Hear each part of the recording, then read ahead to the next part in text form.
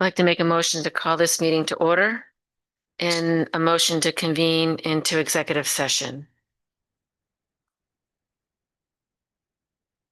Um, right. Approval of executive session minutes for July 8th, 2025, Neary teacher negotiation pursuant of Rhode Island general laws and 42, 46, 5A2, collective bargaining, superintendent's evaluation and performance goals pursuant of Rhode Island general laws 42, 46, 5A1, job performance of an individual, review and approve matters which relate to privacy of students, their records pursuant of Rhode Island General Laws 42, 46, 5A8 homeschool request, Cato Field pursuant of Rhode Island General Laws 42, 46, 5A2 potential litigation, Neary teacher negotiations pursuant of Rhode Island General Laws 42, 46, 5A2 collective bargaining, superintendent's evaluation performance goals, Rhode Island General Laws 42, 46A1, job performance of an individual. Second. Aye. Aye. Motion to close executive.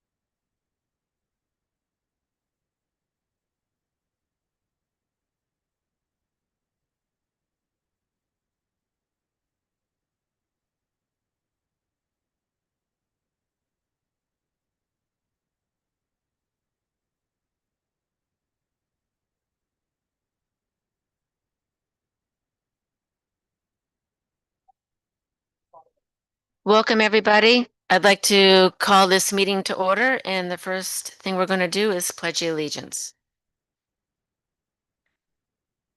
I pledge allegiance to the flag of the United States of America and to the republic for which it stands, one nation, under God, indivisible, with liberty and justice for all.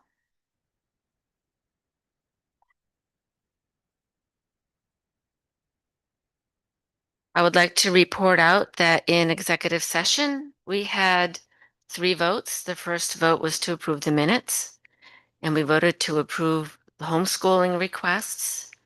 And on the third one, after discussions of litigation pros and cons, we voted to leave the concession stand where it currently is to be used as is. And now I have, do I have a vote to approve the consent agenda?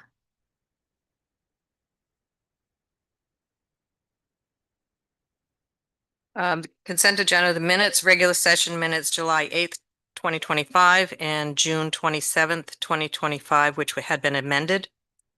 Bills, general funds, $327,686.66. Grant fund bills, $16,547.25.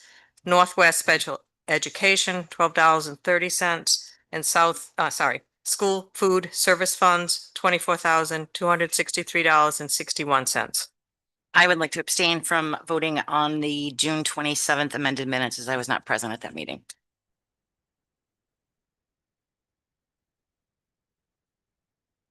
Do I have a second? Second. Any discussion? All in favor? Aye. Again, Ridge Road. Did everybody read the minutes? Mhm. And you approve them as is? They reflected what occurred at the last meeting? Yes, the minutes are also just a part of the meeting because it's also recorded.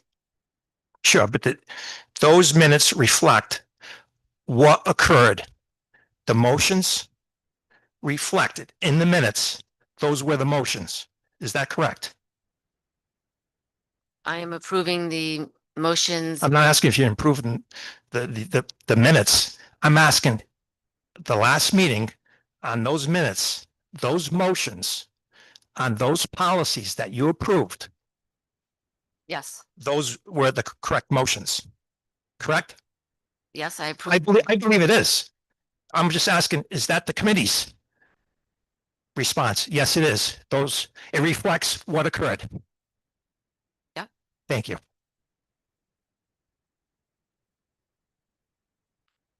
All in favor?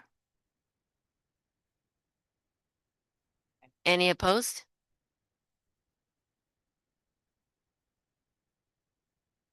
So next we have public comment. I want to remind everybody that the public comment period is not a time for dialogue. It's a meeting of the Public School Committee and is not a meeting of the public. It is a meeting of the school committee that is held in public. And the purpose of the public comment period is for this committee to receive input from its community. Public comment is an important function, and it's critical for us to listen to the community and to consider what we hear when making our decisions.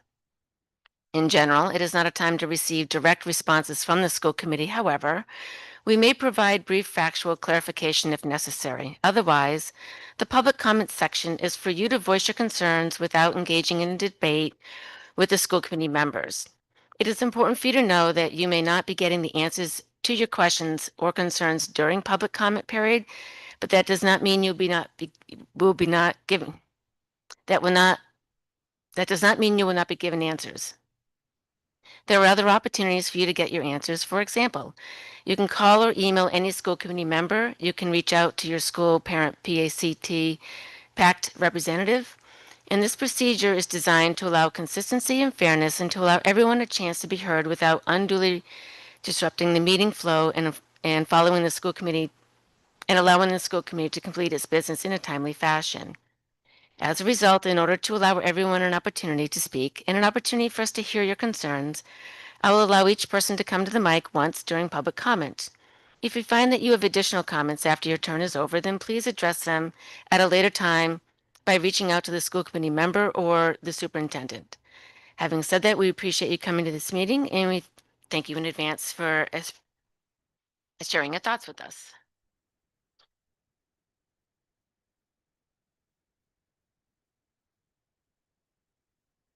Matthew Allen, 159 Hope Furnace Road. I just have a question. June 8th, not June 8th, sorry. June's meeting, I know it was a quick one, and you guys had those two presentations.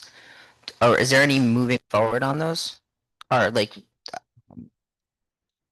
about pairing up with those other schools and the other programs that like Have you heard back, Lori, from the consortium? there we go.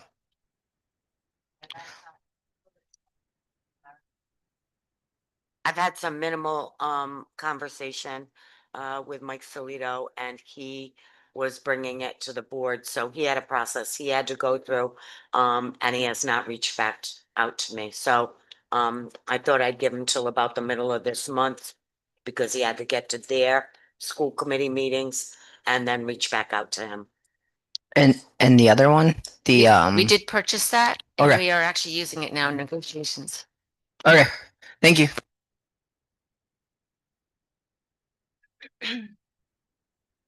Bianca Mancini, 665 Hope Furnace Road. Can you give any information on to what led to the decision for the concession stand? It was the discussions about litigations, pros and cons. Okay, was any consideration given to our request to move it to its original intended location, which is essentially 3 feet to the left and 3 feet forward? So the original concession stand was slated to be abutting the bricks, the memorial bricks that are there, which if you're looking at where it stands right now, where the concession stand is, to the right 3 feet and forward about, I don't know, maybe Jay, 5 feet, 3 feet, 5 feet, to abut those memorial bricks. That was the original intention back 10 years ago when the field was being developed, that those bricks were being sold as a pathway up to the concession stand. So we had asked that if the concession stand couldn't be in its first place, that it would be put leading up to the bricks where the people had wanted it originally. Give me a minute. Where's John?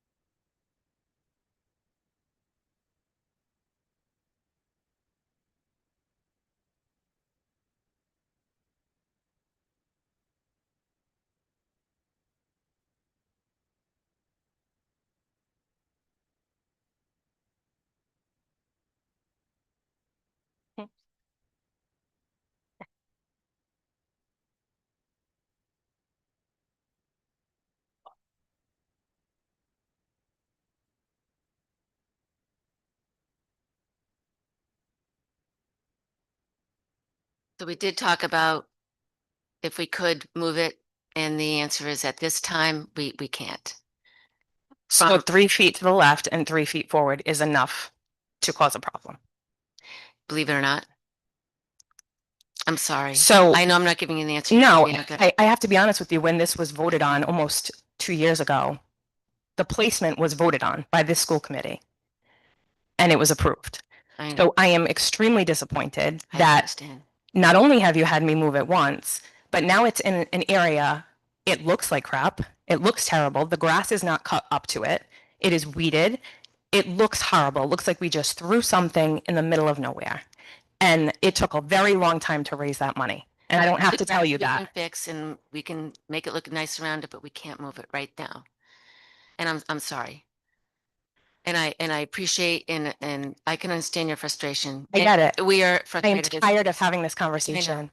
I am tired of it. It has been 2 years. Yes. And 6 months, mind you, since the first conversation was about this. I have wasted so much time. And I don't work here. I don't work here. None of these parents work know. here and they don't deserve it. But I don't think you do know. I don't think you do know.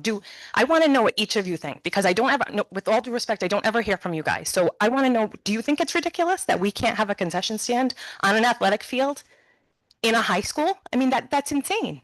That's insane. I don't think you would be happy if it was your children that it was happening to. I don't. You would I not don't think stand I'd be for happy it. either. You would not stand for it. In addition to that, there was $100,000 voted on for the press box. Where is that money and how does that stand? Well, we talked about that and I don't think we have an answer at this time. So that money is it earmarked for something related to a press box or is it being used for something else? I want to wait till our finance director comes back. So next Okay. month, Okay, so again, it was voted on for a press box and now no one can answer where the money is or where it's going.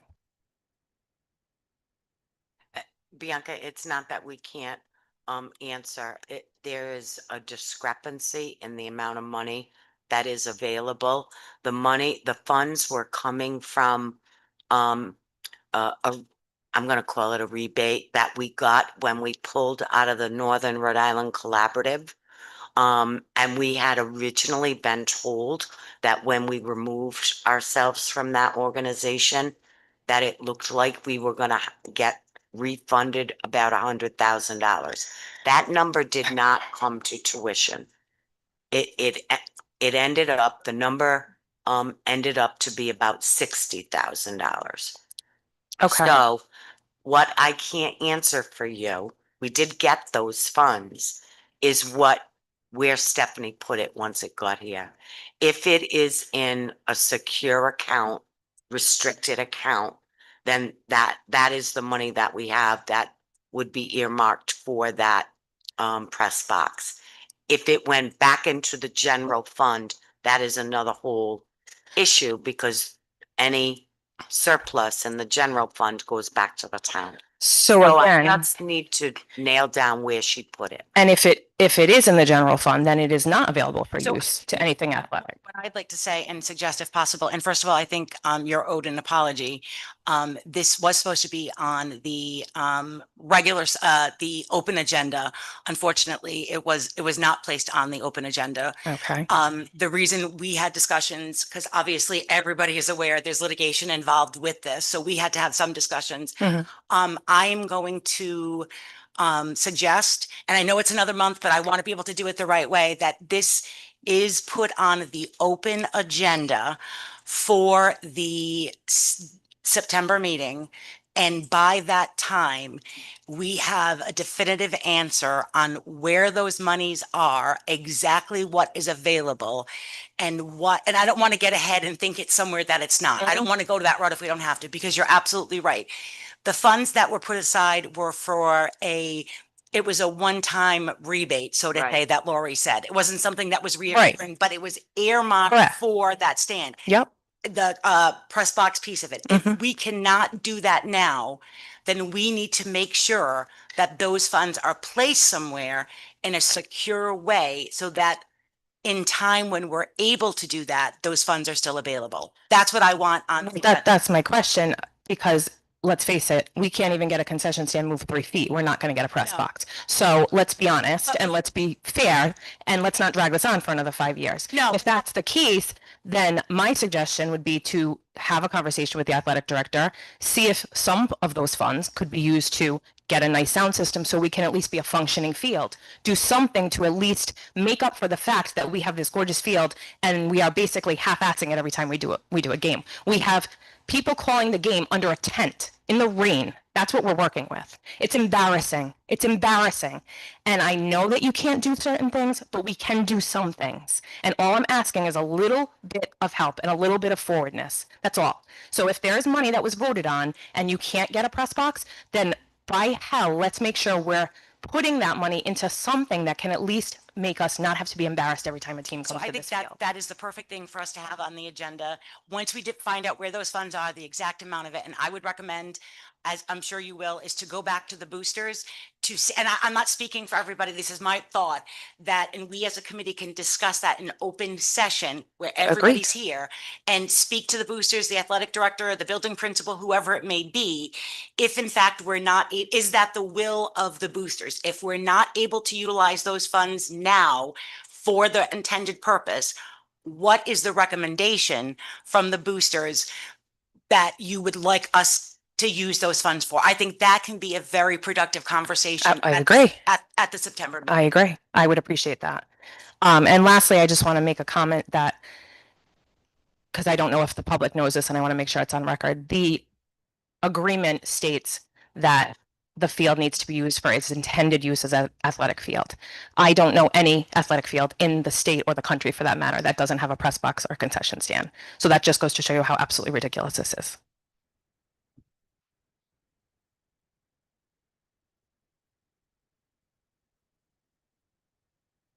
Michael Smith, 241 Hope Furnace Road. I'm just going off of what Bianca was saying. So you guys were worrying about where the money's coming from. Got you an extra 190,000. You're only using 120 for the kindergarten class.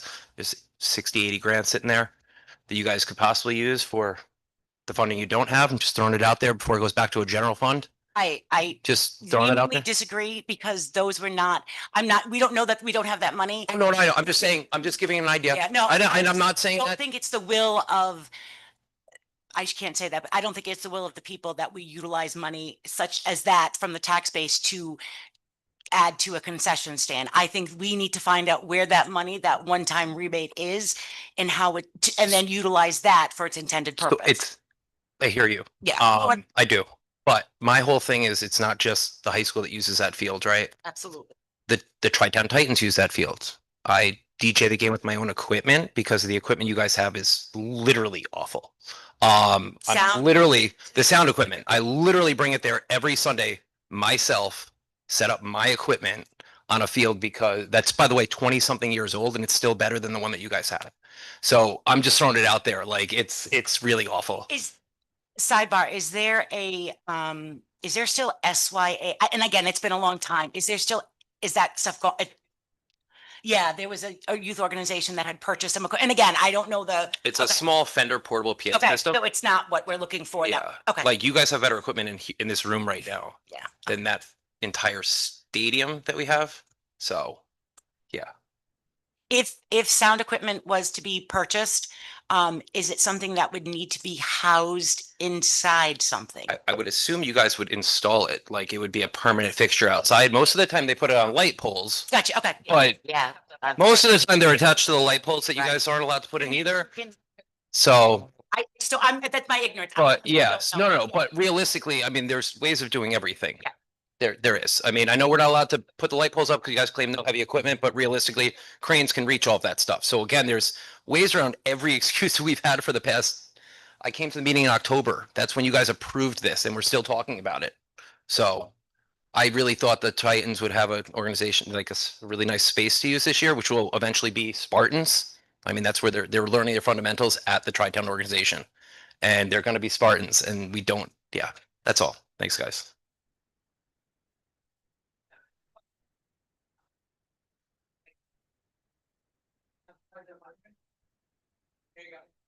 I know there's a policy in place for other people to use our field. And that gets approved, I'm assuming, if they request it. So there have been consistent, and I don't know if they've requested it, obviously you would know that better than me, but there have been consistent people using the field. Other town teams have been coming and practicing on our field consistently. So So if that you're is, so worried about 3 feet, we might want to be worried about other towns' teams coming and using our field. that has been an issue not only at Cato, but also at Manning. We went so far as to install cameras at Manning to try to determine who the people are so that we can reach out to them and explain. It's There's fun. a A lot of the Plano kids and the coaches. And there was an incident not that long ago where some of our kids went to practice and had to ask them to leave, and it was not met well. So I just want to make sure that's on your radar too, because if we're concerned, we're going to be concerned about everything. I'm hearing about Yeah, it for the I first agree. time. Yeah, there's been a lot that they've been coming. Plano doesn't like to use their football field for practice because they don't want to ruin it. So they come to Scituate. We'll have to find a way to address this. Yeah, we will. I was not aware of the Pano on Cato. I drive by frequently. I try to look, see the uniforms. Yes, they're Spartan. They look a little, but I don't know. And that's obviously not your job to drive by. We have to figure out a way to address this. We need to talk about it bigger as far as Manning goes. It's a big problem at Manning, and now apparently it's a problem at Cato. Yeah. Oh. Hi, Jenna, 334 Bungay. So I'm up here again asking, I think it's the 15th time that this has been brought up for redistricting. So I want to know what is the hold up? Like, what is the reason we're not talking about it?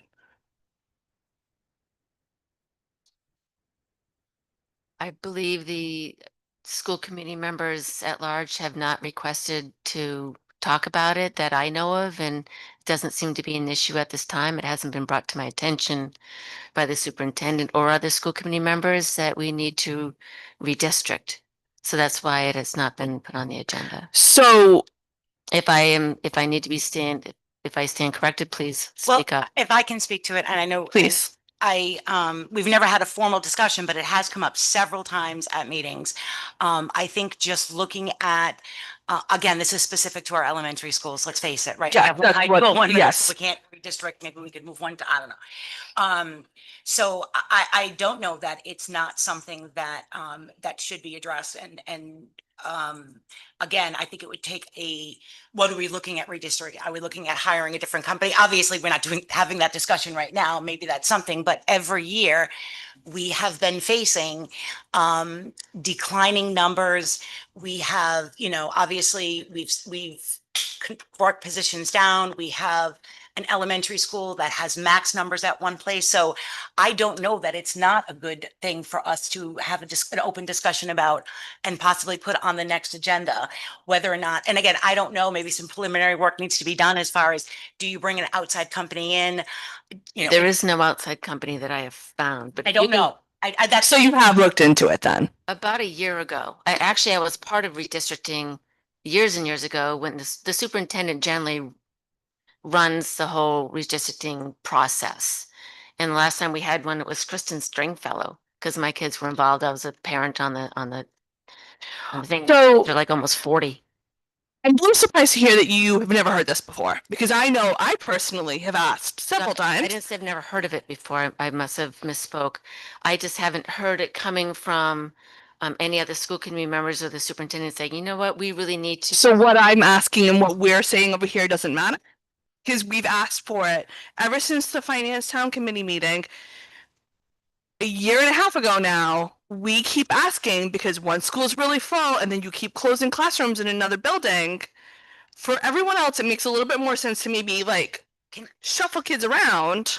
I get it. One of the things I want to say, and I know I've said this before, I'm going to say it again because everyone kind of knows I'm very direct.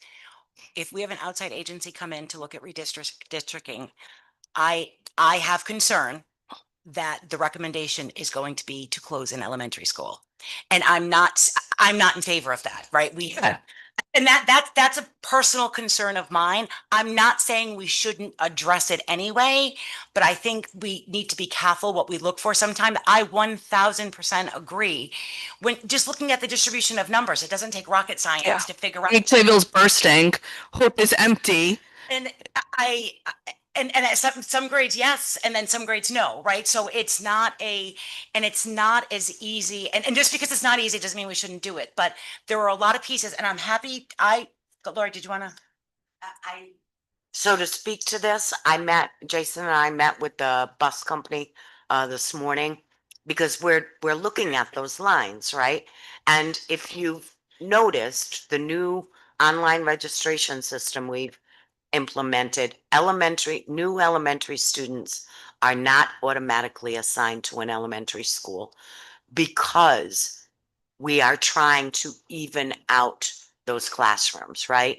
And so we don't automatically, because you're in the Clayville district, go to Clayville. We will make determinations based on where people live and where we have the most room so that we can try to equalize those classrooms. In meeting with the bus company today, we have at least one neighborhood that has a number of kids, and we have buses that are passing each other. One's going to Clayville, one's going to Hope. So we're going to fix that, right?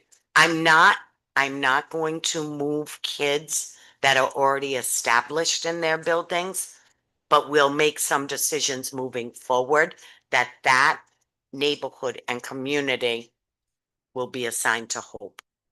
Because we know we have room there and Clayville fills up quicker. So we are trying to make those very strategic decisions based on the information that we have, the enrollment that we have moving forward. I don't want to rip kids out of their current And I elementary think school. add to that, and again, I'm not opposed to any conversations. If we did a full redistricting and, we had a company come in and we're going to like this, and we're going to sort by numbers and do this and do that, we're going to be uprooting a lot of kids. Do you know, like, and Yes. that's of concern to me. So I think what the superintendent does do, in coordination with transportation direct and everything else, is try and shift those numbers as best we can. That's what we're doing now. See, this is what I wanted to hear, though. This was all I was asking for, was what's the thought process behind it instead of I didn't know this was an issue. So, and I know in other communities they've shifted, so it's kindergarten through fourth, and then they've put fifth through or fourth through sixth or seventh in another building. I think that also might be something we should look at. We have looked into that, and the thing that makes that not viable, and we've spoken about this in the past, is the big lake we have in the middle of our town. So students would be on the buses too long. We have looked into that as a possibility. What's the difference between them being on that long between fifth grade? I'm getting all my grades confused between the elementary school to the middle school. They're on the same bus, right? It's just a year sooner that they're on the buses longer. So we don't want to put a 5-year-old or a 6 or 7-year-old on. That's not what I'm asking. Okay. But Ask again, Jen, because I misunderstood you. So I know in some districts they have stopped the middle school a year sooner, and they've put fourth or fifth, sixth, and seventh in a separate building. So they would, instead of closing an elementary school, they would just make another like middle school. I think Bellingham has third, fourth, and fifth in a separate building. So that's all I'm like, be a little bit more creative So about it. and I have actually I have thought this and I've had conversations with parents about this. So ideally, what I would love to see happen, if I had a magic wand, I would love to have all of our kindergartens in the same building, all our first graders, and for collaboration reasons, for, equity reasons, for everything else. The difficult part is that it's not just the reservoir, because we could transfer, is the way our system is now. And I was one of them, so I know 80% of Scituate parents drive their kids to school. Not that we have to, but we do, right? How do you get a kindergartner to one school and a fourth grader to another school? And these are just some of the logical responses. I'm not saying we can't do it. I think it would be phenomenal to have all those, and I think the teachers would agree as well. Like if you had to share curriculum and and it's hard. I had a child that went through one of every grade throughout elementary school. And if there's a dynamic between two kids, it's hard for the kids, it's hard for the educator. I get it. But there's no easy fix to it. And I think my piece is I think we have to be careful what we wish for. If we're going to bring in an outside company to make recommendations, that we may get something like close an elementary school type of thing. So I hear that, but also we don't have to listen to the recommendation, right? Like they say, like, I think you should close this elementary school. I think as a community, we can make that decision. Absolutely, but I'll be very abundantly clear.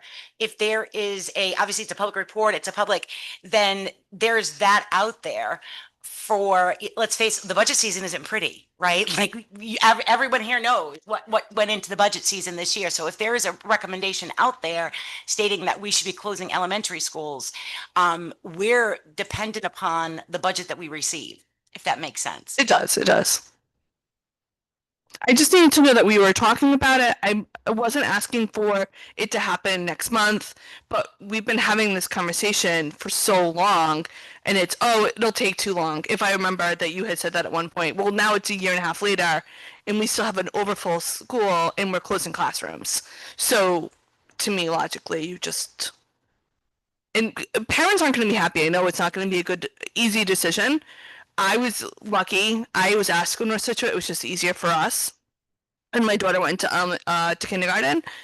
But sometimes it's just that phone call. the secretary in Clayville was like, hey, you're driving really far. And I was like, yeah. She's like, go to North Scituate. They need people to go to North Scituate. I said, fine, that's fine with me. So it doesn't always have to be so hard. You can ask the questions. I was technically redistricted. It was a phone call. And then I sent a little email to Lori and said, hey, I would like to formally go to North Scituate. And that was it. So I need to know there's a conversation. I need to know we're being creative. We're talking to the bus company. And that kids that are living across from Hope aren't going to North Scituate because that's silly. Unless they choose to, like you did. Yes, but I know for a fact that family didn't choose to, so. Okay, thank you.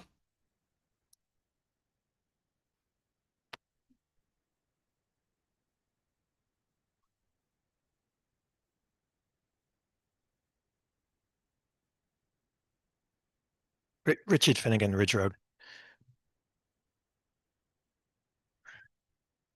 The agenda. I looked at the agenda on the Secretary of State's website.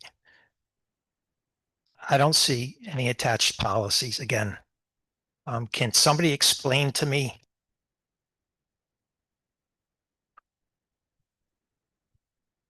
what's going on? I just checked with They the are? recording secretary and she says they're in there. Do you see them anywhere, Chris? They're all linked on ClerkBase. ClerkBase is part of Secretary of State website.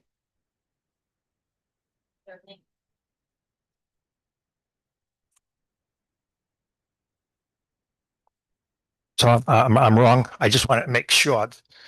If I'm wrong, I'm wrong. Patty, you want to use your mic?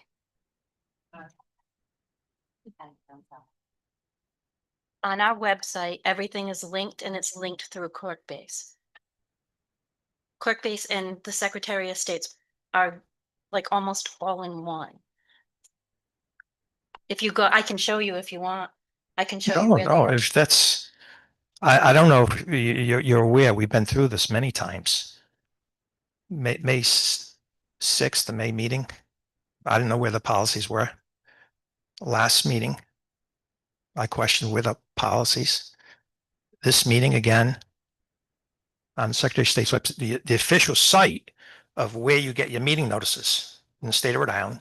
By the way, where were the meeting notices posted for this meeting?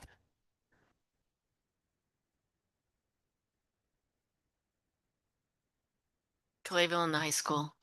Clayville, the elementary school, superintendent's office, and the high school. Not here. Was it any notice here at this meeting place? I'm just asking. I'm trying to be an informed citizen. So And- I have a question.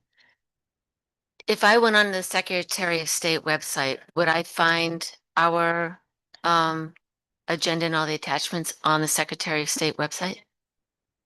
I'm doing that right now. I'm trying to. Yeah, Erica, this is the PDF from the Secretary of State's website. And this link here sends you to ClerkBase. I see. But the supporting documents are not specifically So can you on the click- Secretary of State. Can you- Yep. And then school Yeah. committee agendas. So now where, And now here's all the supporting materials, all linked. That's on the Secretary of State's website? You have to click a link on the agenda on the Secretary of State's website to get to here. Because this is the agenda on the Secretary of State's website, with this link right here. And there is a link. And that link right there at the top gets you to ClerkBase, where you can find all the supporting documents on the agenda. Does that suffice, Mr. Anderson? Want to come to the mic? You can take that one. What Scituate does that was just described here goes beyond what the law requires. The law does not require that documents that are be distributed ahead of time. One of you could hand out a motion as long as the agenda item is on that agenda. You can hand that motion out tonight on a piece of paper, and that is perfectly legal. The Attorney General has ruled that it's perfectly legal. in a case involving the Charahoe School Committee. So what Scituate is doing goes above and beyond with that link, be above and beyond what the law requires. So what's the purpose of the hyperlink if it goes above and beyond?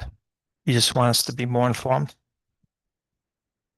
What's the purpose of the hyperlink? Is to allow the community to see what the documents are in the packet, so you can look at it ahead of So time. they should be of the packet, correct? Is it not a part of that packet right there? You click on a hyperlink, you can see the policy, you can read it.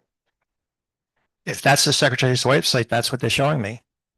I have never seen that. If So you have I- a problem finding it, I'm sure Mrs. Martin can show it to you. Well, I would think the committee could attach them like the town does. It doesn't take a lot of effort. It's very simple. And it notifies the public of what we're talking about. I just want to be on notice of what is going on at these meetings. I've come here and I ask constantly. So I'm going to try that and see if that works. Thank you. Sure.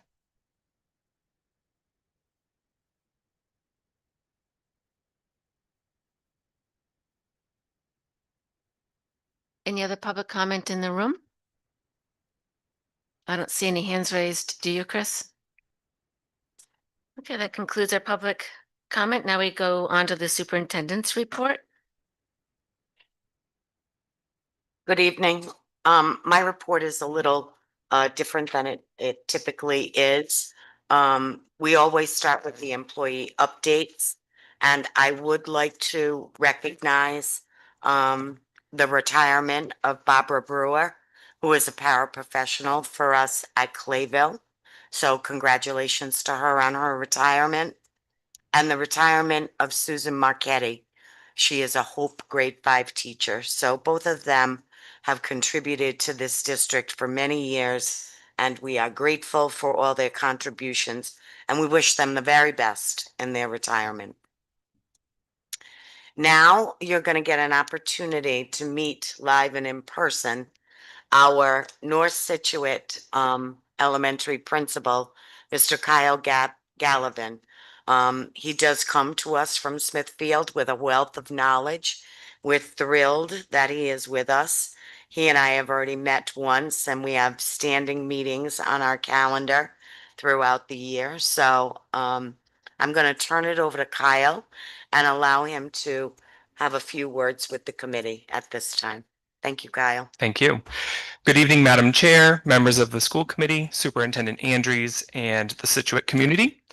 I'd like to start by thanking everyone for the warm welcome to North Scituate Elementary School. Since joining the school department on July 1st, the community has done everything possible to make this transition smooth. The administrative team has generously shared their institutional knowledge with me. The teachers and staff have taken time out of their summer to stop by and say hi and highlight the many strengths of our school. The PTO has welcomed me aboard as well, and I'm looking forward to working with them this year. A little background about myself. My family loves to travel. Our goal is to visit all 50 states. We're up to about 20, and our most recent adventure was a return trip to Hawaii. On that trip, we took a doors-off helicopter ride around the island of Kauai, which was a little scary. We also went to the top of Mauna Kea, which is the tallest mountain. When you measure it from the base in the ocean, it's 14,000 feet in the air. And we got to see the sunset there. I also have a miniature dachshund named Charlie. While I initially had a career in retail management at JCPenney, I quickly found my true calling in education. My first job was at Overlook Middle School, which is in Ashburnham, Westminster, on the New Hampshire border of Massachusetts. And that connection was very special to me because my former JCPenney employee was a teacher there for 30 years. So she got me the job out of JCPenney. After that, I spent 5 years as a middle school social studies teacher, where I worked to make history come alive through simulations such as climbing Mount Everest, and also the close reading of primary sources. I later served as an instructional coach, implementing new ELA and social studies curriculum K-8, and then transitioned to being an assistant principal, first at Ford Middle School in Acushnet, and most recently at Gallagher Middle School in Smithfield. In these roles, I worked closely with the principals and teachers to support high quality instruction, strengthen the MTSS framework, and build relationships with families. This included events like trivia nights, movie nights, school dances, summer socials, anything that we could do to build a positive school culture. In this role, I view it as one of service. I believe it takes a true village to educate children, and I'm honored to be a part of this community. It's strong and vibrant, and you can feel it just walking down the corridors of North Scituate Elementary School. I find that the teachers are very committed to their students, the families are supportive, and I'm very excited to build upon this strong foundation. I look forward to working together to ensure the 25-26 school year is one of growth, collaboration, and joy for all of our students, and thank you for this opportunity. Thank you. Glad to have you here. Thank you.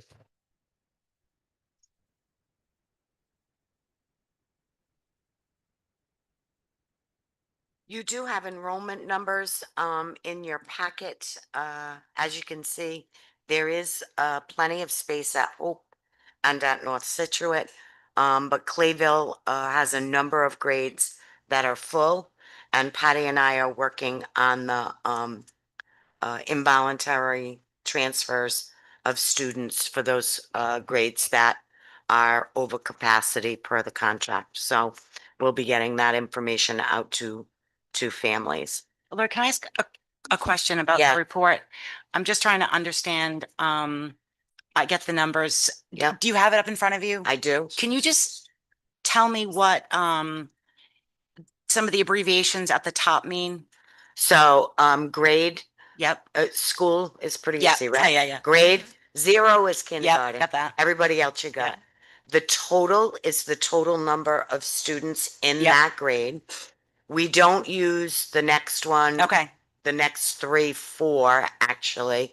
So, but there's numbers there. I think that's what was confusing. There are numbers there. Disregard them. Please Okay, do. that's, all right, that's probably all. Go to your number of teachers. Yep, I understand all of that. I just Okay, didn't okay. understand. And then at the bottom of the report, Yes. pre-enrollment. Yeah, those are students that are in our online enrollment system, but have not been placed as of yet. We have placeholders for them. They're not included in the numbers I see above. Not necessarily. That's correct. Okay. That is correct. Now, as we discussed earlier, our new homeschool students, they are not in these numbers. So there's no double counting of those students. So everyone that we have a homeschool request on presently has been removed from the numbers that we're seeing in those above. Yes. The numbers down below are pre-enrollment numbers for second, third, fourth, and fifth grade, Correct. district-wide that need Yes. to be placed into a school. Correct. Okay, thank you. Yes. And we actually just shared all these numbers that came out of Power School with the elementary is Yeah, I know, because it's with not the the middle, like the middle school and high school, but Yep, it's. not that we don't yeah. love them, but their numbers are way different. So we've shared them with the elementary principals just to determine that what we have in Power School is correct. There are some students that they have recommended retention, so the numbers may be off by 1. So we're trying to clean all that up. And we also have not done the Power School rollover. So we have to make sure that we're in the right year. You know, when I open Power School today and I go to Clayville grade 1, that's grade 1 last year. So they really are my second graders Right. now. But who's to say that there's a possibility that a student that was in that grade hasn't left the district since? So that's confirming correct. those, So the secretaries have called and tried to reach out. Okay. When they haven't gotten answers, we have color coded those. So those are the kinds of questions that still remain. When do you think that the children that are pre-enrolled, when, and I know you don't have a magic ball, when I will- do. when will those families be able to find out what school their kids are going to be going to? Probably within the next week. Okay, just, I get it. I know you do the know. best you can with what you got, but it's like, right, we're gonna Yeah. school, gung ho. Yeah. Yeah, And some families do know, like when it's really clear, yeah, that's their neighborhood, there's plenty of room, then we tell them. Yeah. okay. that's where you're going. It's just the questionable spots that we just want to be clear that we have the right information.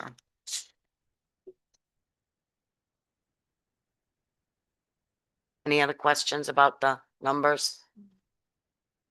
I'm now gonna, we had a request from a school committee member that Jason, our director of facilities, give a report to the, committee. So I have embedded his report in my report, as he has a previous commitment, this evening. So given I get to be early on in the agenda.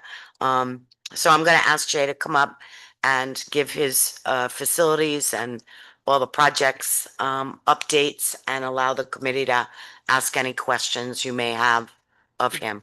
Good evening, everybody. How are you? Is that on? How's it on? Yeah. All right. So I'm going to go building by building.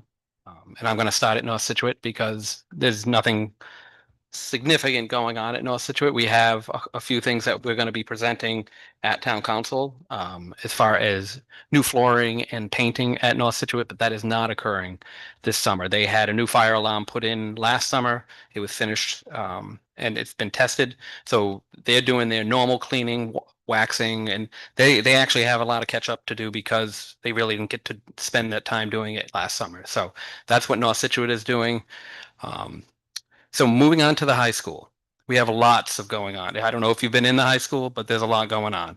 If you drive by right now, you can see huge bulldozers and everything. They are successfully getting the pipe ready to head down to Rockland Oaks. It is out of our new pump house and is down the hill, and they have started working on Rockland Oaks. The police had it closed today, so a lot of progress is being made on the water system. Also in the back corner of the practice football field, they drilled the well, and a lot of testing still going on. They need to make sure they get certain amount of gallons per minute out of the well before they can say it's viable. And that work is happening right now. Once we have a viable well, then they're going to have to get pipes from that well to the new pump house. So we don't know when that's going to be scheduled. But the one thing that is scheduled is switching over to our new water system, and that is currently scheduled for 8/12. And that means we'll get out of the temporary tanks and into our new system. We'll get all that room back in the boiler room. That's going to be a huge milestone for this project. So I'm excited to have that finally done, and it's pretty solid scheduled for 8/12. I got to get the time, but 8/12 is going to be the day. The other positive thing we have going on at the high school is the fire alarm. Fire alarm is in testing. I can't say enough about John Chevalier and Carl. They have been amazing to work with as far as scheduling and being there. There's over 1,000 devices that they have to test each and every one. And they have been there one day on, one day off, and one of the guys is out doing it, one's at the panel. So, and the scary part is once we're done there, the other two buildings, Clayville and Hope, are going to be looking for them to test their system, all prior to returning to school. So moving into those two buildings, Clayville and Hope, Commercial Electric is the vendor that has been hired to install, and they are unbelievable. The time that how quickly they're getting done, how they work with we have a camp going on at Hope. We had a camp. I mean, we had a camp at Hope. We now have it at Clayville this week, and they are working around it. Lori can testify that they needed to work in the admin section. They asked for 3 days. Lori gave them 2, and when they came in, Lori, when you came in, wasn't it an immaculate? Amazing, It- amazing. It's unbelievable. They need one more day to tie their section in, and I think sometime this week they're gonna finish It'll that be up. Friday, yeah, yep. And then they're gonna be looking to test as well. So that means John and Carl will yet again be on the hook to test way less devices, but still nonetheless very important.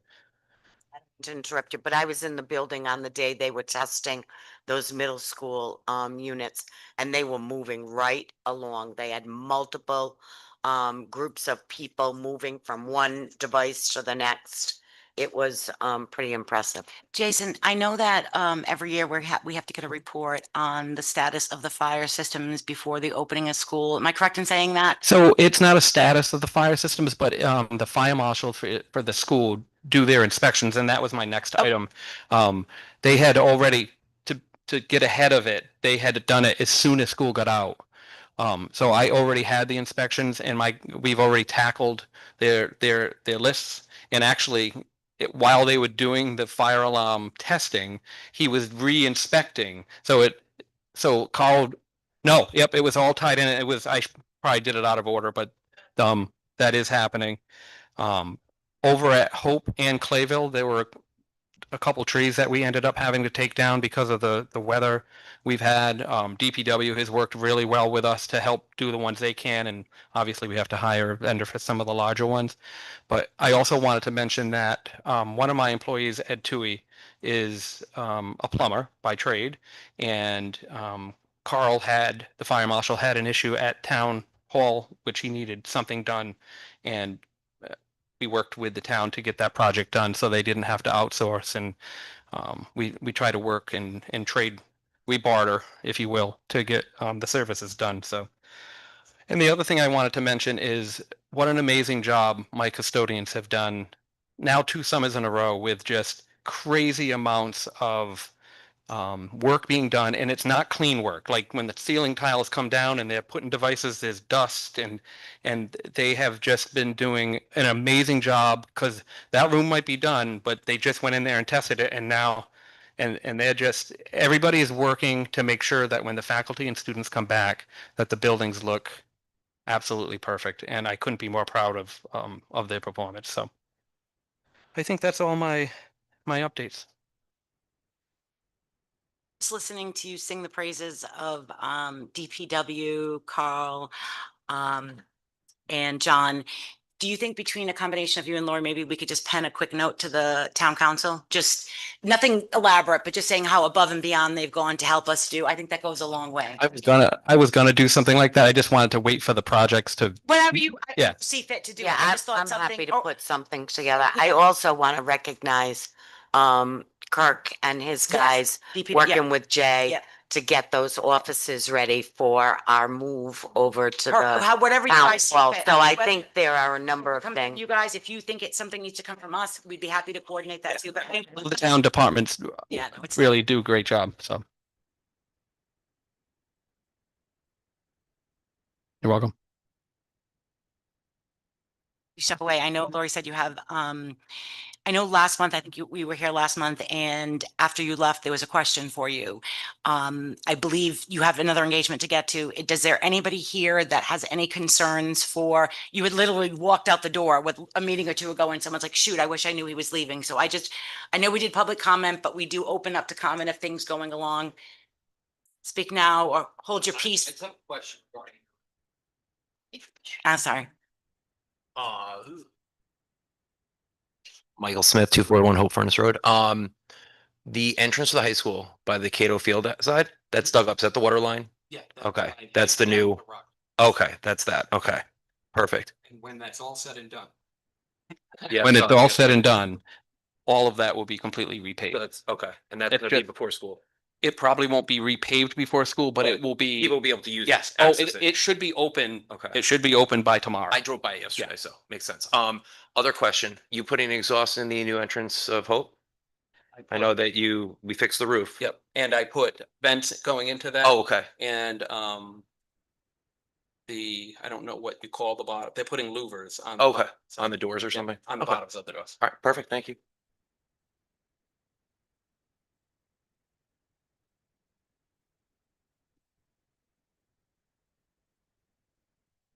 And so that concludes my report. So next on, I like this. you like that quickness? Yeah.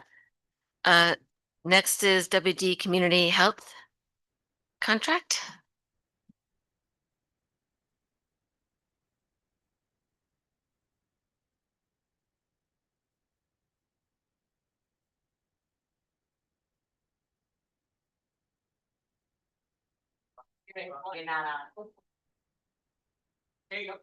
Thank you. Good evening, ladies and gentlemen. This is your 3-year contract. It is a 3-way agreement between the Scituate School Department, Blue Cross Blue Shield of Rhode Island, and WB Community Health. Sarah Mangiarelli, the executive director of WB Community Health, could not be here tonight, but she provided a letter that is in your packet. We also do have Sue, and I'm going to Henriksen from Blue Cross Blue Shield, if you have any questions. This is a 3-year contract. It is actually a year and a half into this contract. The delay was on the part of not the school department, but on the part of, frankly, Blue Cross. So it will take you a year and a half backwards and a year and a half forward. I do recommend that you approve it because you have been operating under these terms for the last year and a half, and you will in the future. You also need to get this executed so that you can get your prescription rebate dollars, which I can't tell you how much they are, Stephanie. That's a Stephanie question, but I can imagine that they are important. I have looked at this contract, not just here in Scituate. It is also was approved unanimously by the Charahoe School Committee, one of the few unanimous votes that the Charahoe School Committee have had in the past year. And Coventry is actually still waiting for their contract. So does anyone have questions for me or for Ms. Henriksen from Blue Cross? I don't have any questions. Anyone else in the community? Thank you very much. So John, do we have to make a motion to approve? Yes, you do. Do I have a motion to approve the WB Community Health Town of Scituate School Department Administrative Service Contract for medical only? So moved. Do I have a second? Second. All in favor? Aye. Thank you very much. Thank you.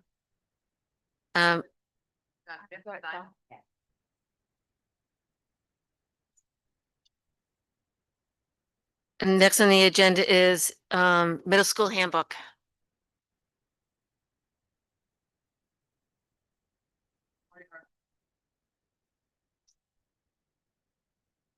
Am I on? Yes.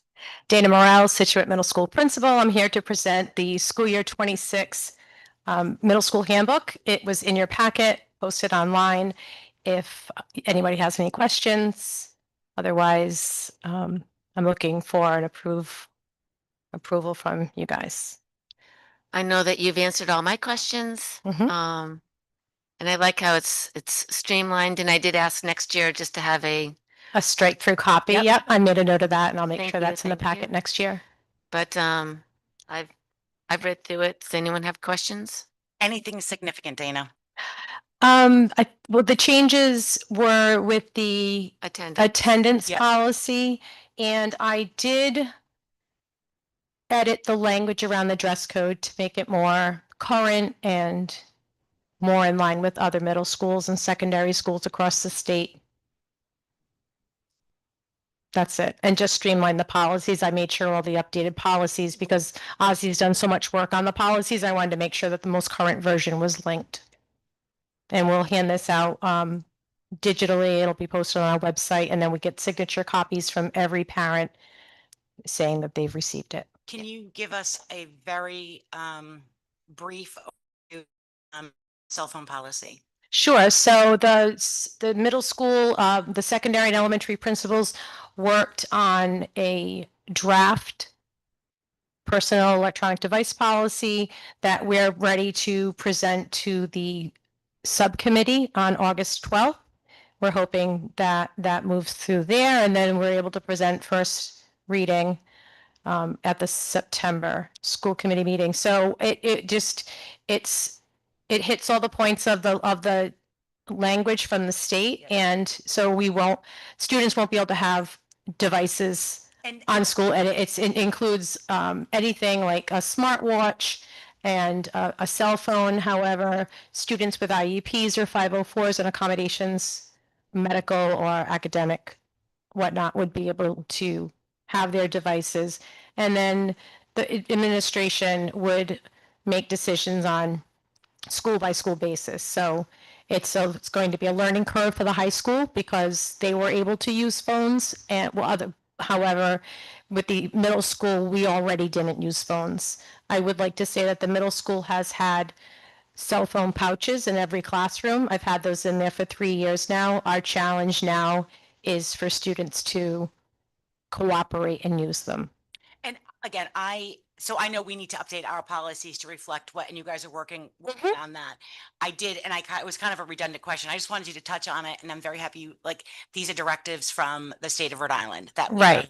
and there is I do get your newsletter. I get all the newsletters, we read them. Good. So I do know that even prior to us changing the policies to reflect what they need to be based on, RIGL, you are already communicating that information out to, it's not going to be as drastic a change Right. at the middle school as it may be at the high school, but that's not for you to. Right, but we are working with, Mike and I are working together on a campaign called Away for the I Day. saw that, I like And that. so Looked at it first, I'm like, away for a day, where they going? it's great. Yeah. Oh, yeah. No, I wish. No, it's not like that. It's the cell phones go away for the day. Yeah. But we are using their resources. They have a great YouTube video. They have lots of resources to turnkey with our stakeholders.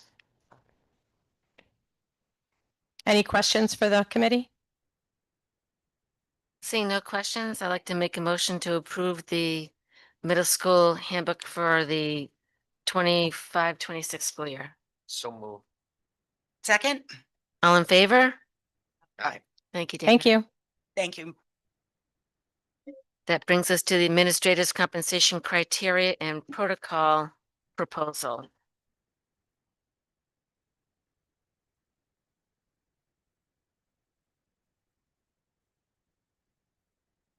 You have the protocol and proposal in front of you. Well, I gave it to you this evening. I know you got it last time. We made a couple of corrections, but you had also asked for a financial impact, and you have that document that was supplied by Stephanie. As you can see, the total financial impact in year one, which will be this coming school year, 25-26, for the two groups of administrators that we're targeting, elementary principals and the middle school, high school assistant principal. The total impact is $57,216.43. And the second year financial impact is for, again, both groups of employees is 32,130.78. Before we go into the fiscal impact, if it's okay with other school committee members, I'd like to go through the process, the protocol and criteria. I do see, because I want to go through the language, so So, that's I- important. I will yield to that, but I do have a point that I would just like to make prior, and I'll certainly want to allow you the time, but reading, I have with me the administrator's compensation package. I know this was on the agenda at last month's school committee meeting. I had asked for the fiscal impact. Obviously, we can't make any decisions without a fiscal impact. I did review the policy. I know our tremendous elementary principals are here with us this evening. I can't say enough good about our elementary principals. But before moving forward with this, I really feel as though we need to call into or review the policy, the specific space at this within the policy itself that says and now I want to be clear, I am not opposed to giving our elementary principals a raise. What I am opposed to doing is giving raises that have not been projected in the budget. And the policy itself reads that any bonus or increase must be within the budgetary parameters set by the committee in the district's annual budget. This came up 4 days into our new budget. We had just met tirelessly as a community to try and pass the budget to get funded what we needed to get funded. We had a push from the community to increase our budget relative to classroom sizes, relative to retaining teaching positions. So I just feel as a committee before going, I'm not disagreeing that our principals need to be compensated accordingly. What I am opposed to, it's horrible practice to be and sends horrific optics. We just passed a budget. This isn't 6 months later. This isn't 12 months later. This is on our budget that we're looking now to say, oh, by the way, we want to utilize $57,000 more. I can't in good conscience, and I'd like to hear what the other members of the committee think, because obviously this is my decision to make. How we can sit here and, after, I mean, where's this money coming from? So I don't know just how, I mean, I'm asking, and again, I'm more than willing to go through this entire process, but I think we need to, before we look at any increases, we need to be fiscally sound in doing what we're doing. And we need to, where's the money? I'd give you $1 million if I could, I promise. I really, really would. I think you got, Dana, you too, I'm not just talking to, I think our principals have one of the toughest jobs. You're leaders. We've given you more and more responsibilities. I want you to be paid your worth. However, we are setting the standard. You have to work within your budgets. You know it. You guys have said no to your teachers, to your staff, because it's not in your budget. How do we move forward with something like this right now when we have, again, I want to just say it one more time, any bonus or increase must be within the budgetary parameters set by the committee in the district's annual budget. So I need to hear what other people have to. So you're not wrong. It is that the timing was not great. It wasn't intentional. It was brought up at the meeting that we had in Clayville in May for the first time because it came to light to me at that time which is when I was talking to our attorney and he was saying, check out the policy, and I went back and reread the policy and got my arms around it a little bit more, which is written in 2021. And even in conversations I had with the superintendent, there's always possibilities of even while it may not go into the actual base, it could go into parts of bonuses, for example, whether it's the star ratings as an example, but not the example. And you had mentioned at the last meeting also to ask our finance director if there's a way to show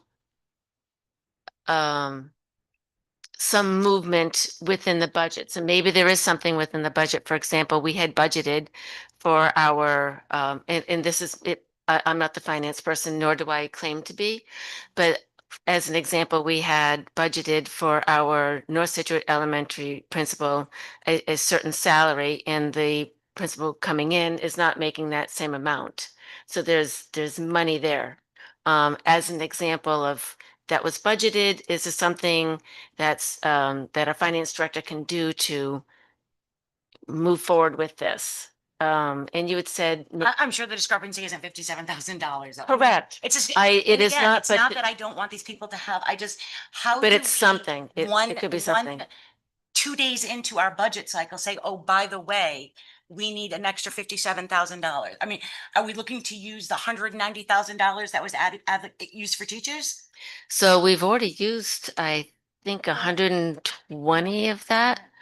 But that is the 190 in my mind's eye was voted on for the another kindergarten teacher and a second grade teacher.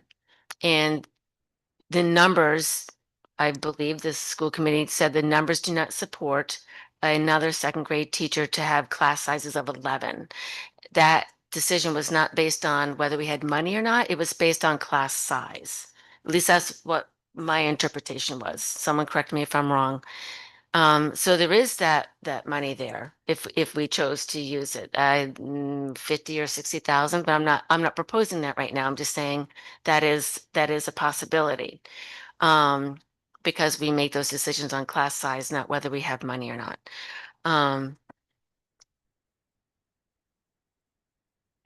We still need to approve this criterion protocol, a criterion protocol, maybe not this one, and recognize how this process is working. Otherwise, the superintendent's hands are tied in even just providing incentives and or yeah, incentives. So again, I think, and I'm just going to be very, very blunt. And I'm just brainstorming with you. Yeah, Colleen. I think the superintendent's hands are tied because we just enacted a budget. We just did a budget. We did not, and we projected pay increases that were put forth in the budget. And because we as a committee did not go more than that, I don't know how we're able to do this. It's terrible optics. It's, we just had this whole big, we can't do this, we can't do that because of the budget. The attrition numbers we're worried about, we were trying to save $400,000 in our personnel lines. We're in contract negotiations with our teachers. And again, I'm so happy you're all here because from my lips to God's ears, I don't know if I can say that in a meeting, I just did. I mean this. I'm not saying you don't deserve a raise. I'm saying as a public body who is accountable to the taxpayers, I don't know how we should have had the foresight to do this when we were in our budget process, and we didn't. We didn't. I mean, again, it's you and I talking, so I think maybe someone else may want to opine. Do you have a solution? That it happens next year, that our administrators get the raises that they need, that were budgeted to go forward. And then it is when we're doing our budget process that this is taken into consideration and they are put forth in a budget. You can't just all of a sudden say, oh, I need that. That's not how the world works. I'm sorry. It's not, and again, there are certain things that we cannot anticipate. And that's where we need to have those lines. If we have a special needs student that moves into this district, that's $100,000. Not a thing we can do about it. We need to be prepared for that. If we have a pipe that bursts and we have to accommodate that. Those are the things that are non-negotiable. This is, in my essence, negotiable. And I don't think that we are being fair or transparent to the taxpayers if we say, oh, we just put a budget forth. Oh, by the way, I need an extra 60K. It's wrong. Do you, and I'm listening, because this is my first time doing this. Do you see the value in still going through this exercise and maybe changing the years that this happened and still have a plan going forward and recognizing and really getting our arms around just how underpaid they are compared to the median for our comp schools, towns, and what towns do we want to use? And because that's all part of this language. I would, again, I've said it 3 times now and I'm going to stop, is I think these are my thoughts. These are me as a member of the school committee. I think before going forward with this, I think it's something that absolutely needs to be addressed. I think that we should hear from the other school committees, whether they feel as though that it is fiscally sound to put forth these raises now. And if they don't feel as though it is, I think this needs to be done at a time that coincides with our budget. So we're looking at actual numbers. We can't project for next year until we're in next year. Although I hear that part, but there's other components of this that can be decided now. For example, what are our comp towns? That doesn't, we don't have to wait for the budget time for that. Okay. Because that's a big decision. I have, give me a minute while I look at my notes. You'd mentioned, and as I did last time with Lori, how do we feel about a principal who has been here for 10 years, getting paid the same as a principal who's been here for 10 days? And, you know, the principal has been here for 10 years with a 5-star school versus a principal that has been here for 10 days. You know, should they make the same? That's another part of this policy that we need to make decisions on and or have a conversation about. So, So those are things that we don't have to wait until. no, but we'd have to actually bring it to the policy committee because this is an actual policy. This is a procedure. Nope. John, I might need your help on that I have- because this is the policy that requires a protocol and criteria to be written. This is the protocol and criteria that's in the policy. So that's what we're working on. So the, It's right here. It's right here. The yeah. superintendent. Okay. No, I'm looking at, so the policy does not need to be changed in any way, shape or form, is what Correct. you're saying. Correct. Okay. This- So again, maybe we want to hear from other school committee. I'm not opposed to doing this, but I also don't want to make it look like we're putting this out there like we're going to do this now. If that makes sense. My thoughts, again, maybe the committee feels differently, and I think it's important to hear. Thank you. Thank you. Thank you. I kept shutting I this- recognize you. I'm just going to let the committee talk first, I but I just- do recognize you. I kept shutting this on and off. Oh, go girl, go. But I was like, no, I definitely, I think right now, I think our last meeting too, I was waiting. I think everyone knows my thoughts already on fiscal responsibility.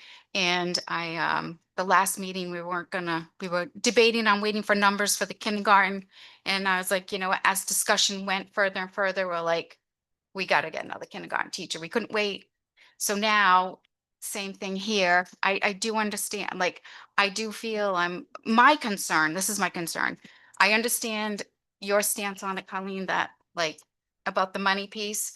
And then my other concern is I don't want to be in a position, we don't want to be in a position that we're going to lose another principal because they're going to go somewhere else. So I think we have to wait. I don't know. This is my first time on the committee. I know where Stephanie's been out. I know sometimes the numbers are one way. They're projected and then they change because there's so many variables that change the budget. And then you might have, what do you have for your final numbers? So I don't know, do we wait and to next month and till we have a better look on what's in the budget? That's that's what I'm thinking, that we just wait another month, but I do see, like you guys are both going back and forth and you both make a point about the budget, about the money, and also about the concern about where the principals are at this time and where they're at. I personally think we should be more competitive as a town too. I mean, that's my stance on it. But being first time member going into the school year, I don't know, you can tell me if things change with the budget as we go into the year. Or I don't know, Stephanie's not here, so I don't want to speak for her either, so.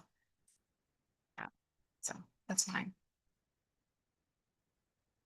So first of all, I'd like to say the fact that all these principals out there, all of our educators, you guys are doing a great job. I think you've seen where our classroom, our class standing is now in Scituate. Where we are in the state is now 7.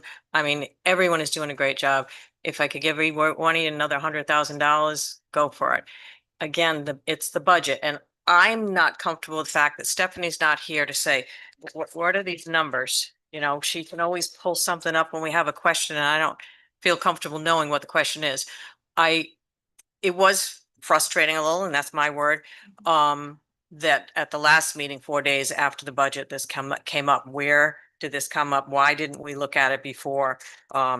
We need ownership to that, but it's a mixed thing. Where do we find this money as far as taxpayers? Some taxpayers are upset about classrooms, teachers, everything else. And now this is something that we didn't put in a budget. But I would like Stephanie here to have further discussion on this, one way or the other, whether it's this year, next year. Compensatory things, I hear you on that, but I'm thinking of Kyle. He's walking in. He could have the lowest, I'm not sure, but the lowest scored school, but no, he's on the top scored school. So part of the other schools, it may be less. He's going to get a bonus and more bonus because he's got a higher rating star school and he didn't have any to contribute to it. No reflection on you or anybody's in any one of their positions. That, those types of things are like you're getting the red star today and, but not tomorrow, because it is also contingent on the students. It's not just the teachers, it's whatever, we all know, we've all had kids go through schools. What is that group? I know when my son was through Clayville, he was, they were only one classroom per, one classroom. And he was in one classroom until he graduated. He was in AP classes the whole way. So that any teacher always said that was a very odd class to have such high level students that all went to school, all great schools they got accepted to. Now my daughter's class, a few years later, there was, two of every classroom. It got bumped right up and it's, a totally different world. And we know that changes all the time. So it's the students, it's the teachers working with them. But financially, I would like further discussion with Stephanie regarding this. This is my feeling on it. Dave, you're on. Putting you on the spot.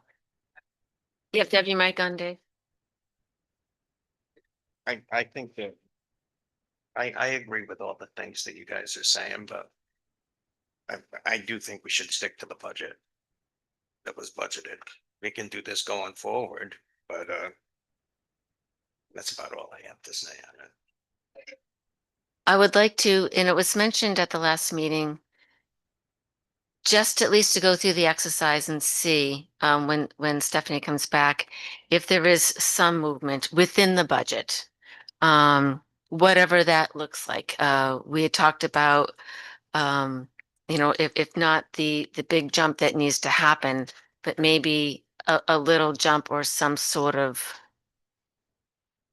give that's available. And maybe we don't know it now. Maybe it happens at the end of the year. Maybe it happens mid-year, like Lori LaFauci was saying that, things shift and move all the time. Maybe there'll be another resignation or retirement or whatnot, that money is always shifting. I just don't want to close the door on that possibility. Again, just my thoughts. But I do know, and to Colleen Rose's comment, I believe I want to work on this criteria and protocol.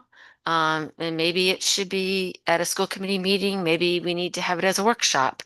We can, go through it pretty quickly tonight to even just pull out concerns or things that need to be addressed, to make that decision, whether it happens tonight or the next meeting, or at a workshop. But I'd like to do this right, and I'd like to do it well the first time, including the data points and the comps that we have.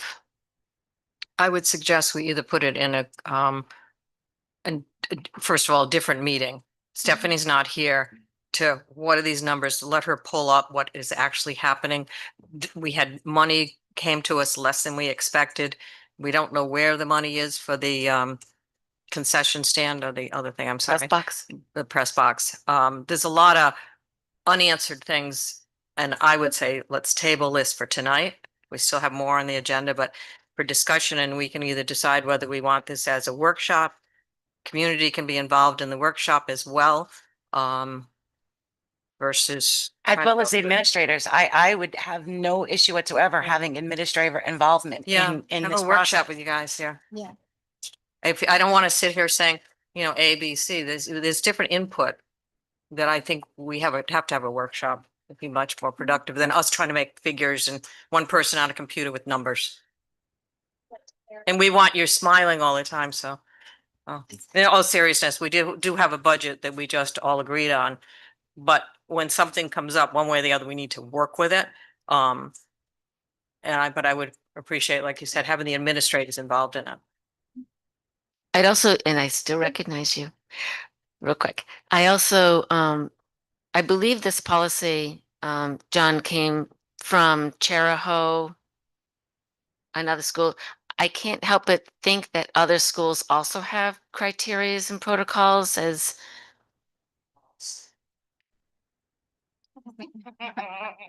He likes to walk. There's supposed to have a human resource management or personnel type policy. I believe it's in the BEP, the basic education plan. That's you asked for samples. I got you the Charahoe one.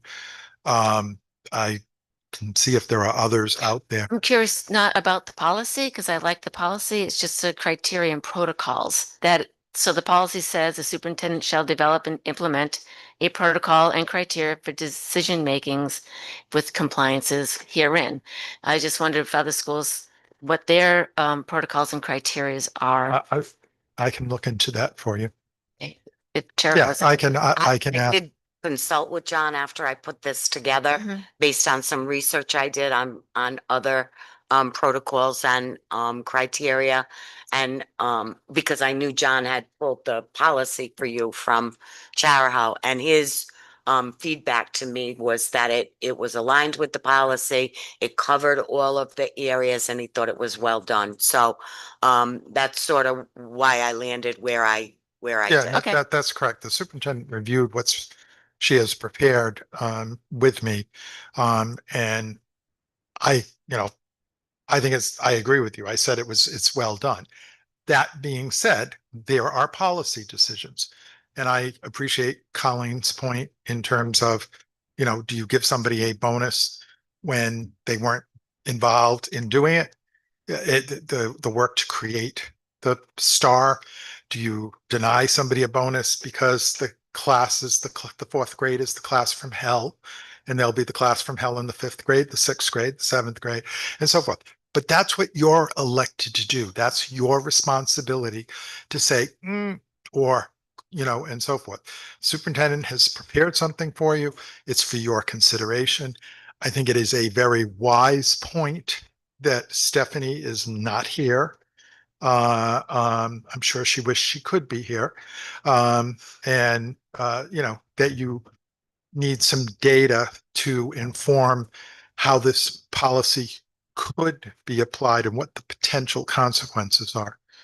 So the suggestion that this be tabled and taken up going forward.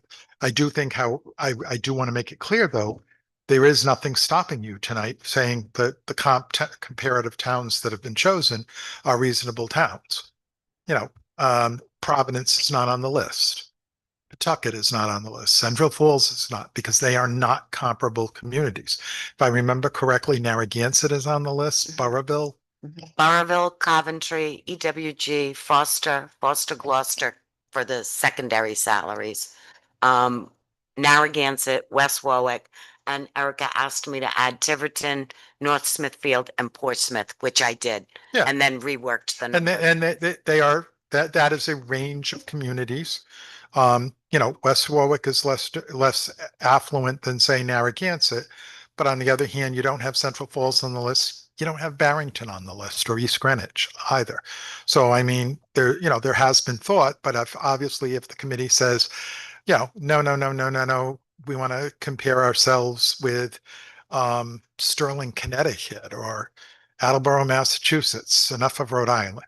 That's what you as an elected committee are responsible for doing.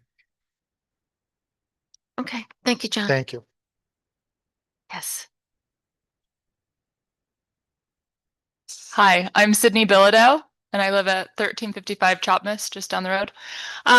This is my first time at a school committee meeting. I'm sure I'm not familiar to most of you. But we've been here for 3 years, and we've had 4 different principals at Clayville in that time. And so if we talk about optics, that's not a good optic either. And so for us, Lori Boudiette was the 5th grade teacher to my son, and then the next year to my daughter. Fantastic and gem for the school that I feel like I can speak for many parents at Clayville that we love her and we want her to stay. And so I think the same is felt for Rebecca Toomey over at Hope Elementary School, that the parents love her and support her.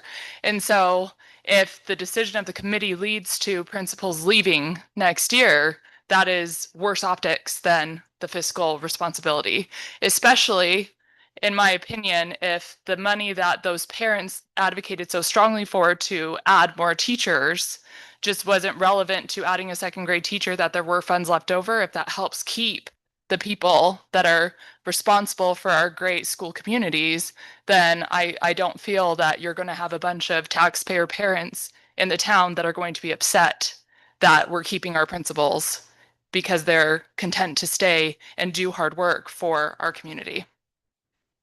Thank you. One thing I'd like to comment back to you, I'm not sure if you're new to this town or not, but one thing I'd like to say, Mrs. Boudiette, you can agree with me on this, is both my children went through Clayville, through redistricting. So I've been through that too. But every year my daughter had a different principal. And you were one of her teachers, so you know that that school had a different principal every single year.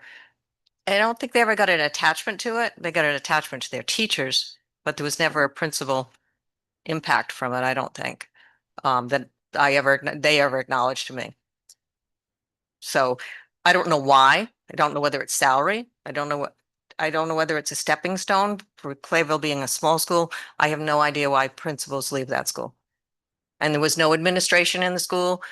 It just is what it is. Right, but if Why? we think about long-term success of students, it's not great for their long-term Yeah. success. Well, both And of my starting students on- are extremely successful. Right, and you're blessed to have children Yes. that want to be very successful. I have my oldest children that are that type of student, where my seventh grader is homeschooling because she's almost 2 years advanced from where she should be in school, which is outside of the norm. But then I have my two youngest sons are adopted and are the super challenging kids at school that we hope they make it through all the way, and they have all the support at Clayville to make it through.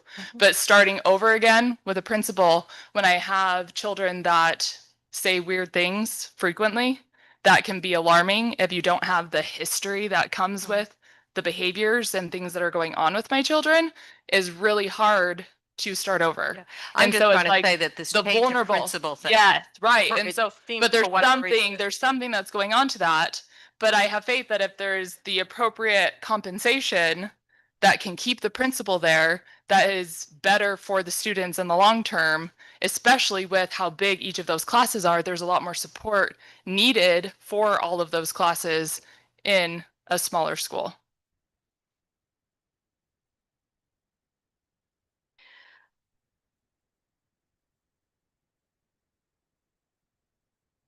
I see Kim on Zoom. Kim, you state your name and address? Hi, Kim Sakuchi, 192 Troutbrook Lane. Can you hear me? Yes, we can. Thank you. Okay. Just quick question. I was just curious, and this might have already been stated, so I apologize if it was. Do we do exit interviews with staff and principals when they leave? And even not necessarily like a human resources or in-person interview, but even something like a Google form, just to kind of get more feedback as to what's going on. We do have a Google exit interview form that is offered to everyone that leaves, that they can fill out and provide information if they want to. Not everyone chooses to do that, but we do offer that.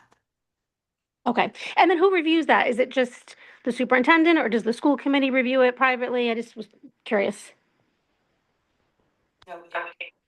It goes into a Google folder, and I don't see them unless someone were to bring me one that has issues that have been raised as concerns. I have seen one for a custodian that left, and there weren't any issues that were raised, but so I don't have a real clear answer for you. Things come to me if there are issues that are raised that I would then, look to hand over to someone that can dig into it, because typically they don't want the superintendent doing that. Okay. Thank you. Yeah, I was just curious because I think that's really helpful. I mean, we know people change. I work in Coventry, so I'm familiar with people leaving the district often, but sometimes you gather some valuable information from those just to see like, what's the perspective, what's going on. It might not always be super clear to everyone. So I think that's something that should definitely be considered moving forward. Like the last person was just saying, it is valuable to have people in charge that have been around for a little while, that are familiar with the community and that can work on goals from year to year. It's hard when there's a new person coming in frequently. Administrative continuity, the research and data is very clear that that's a very important thing. So I don't disagree with you there. And we do want to look at people's comments when they leave, because there is learning that takes place from that. And, you know, we can get better if we review that information. So Agreed. Thank you. I would just like to add to that. I know in this budget, when we've brought this up at numerous school committee meetings, we do not have an HR director in this district. And that is something that is sorely lacking. So we are in a new, there were monies earmarked for it. We're not going to get a full-time HR person. We don't have the money, but we are in the process because there should be somebody that can look at those forms. You know, do they all come to the school committee? No, that's not right. We shouldn't, you know, do they all go? So we absolutely are lacking an HR function that we do hope to resolve. Because I too agree with you that there is, you're always going to get the one-off. Sometimes people leave nasty and they're going to say, you know, we've all been there, done that, or experienced someone doing that. But I think there certainly over a period of time with a number of people, there's certainly information that can be valuable.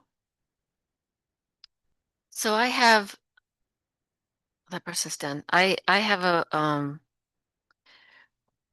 a bunch of comments and concerns about the protocol and criteria that I like the idea of a workshop. I like the idea of having administration here to give us their input as well. But I want to hear from the rest of the school committee if they agree with that. For example, I already mentioned one earlier about someone that's been here for 10 years versus someone who's been here for 10 days. Do they get paid the same? Someone who works in a school with 100 students versus someone who works in a school with 250 students. Is that equal? Some of these numbers for compensation, I think, are not accurate. Not compensation. Yes, some of the comp numbers I don't think are accurately compared to hours. I've got concerns about that. So I think a workshop could be more of a catch-all opportunity to talk about that. And then also obviously have our finance director here. Everyone think that's a good idea to do a workshop? Absolutely. So I make a motion at this time to table the compensation and criteria protocol proposal. And I don't have to make a motion for that. I'm just going to table it. Right, John? I have to make a vote for that. I'm just going to table this. And I am disappointed that it's being tabled because we've tabled it now twice. But I do believe we're still having the conversation, and I do believe the community and the school committee recognizes that something needs to be done. It's just a matter of what and how and when. For the next item, if I could, I'd like to read a statement to start off the roles and responsibilities of the school committee and including the school chair.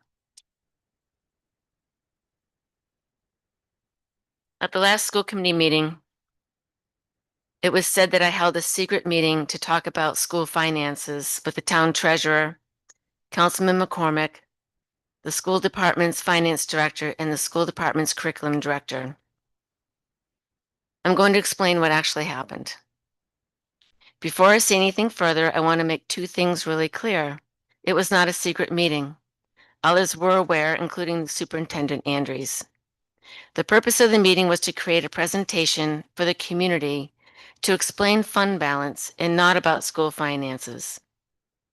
The day after the financial town meeting, I started getting calls and running into people into the community who believed our town has $5 million cash in an account called fund balance.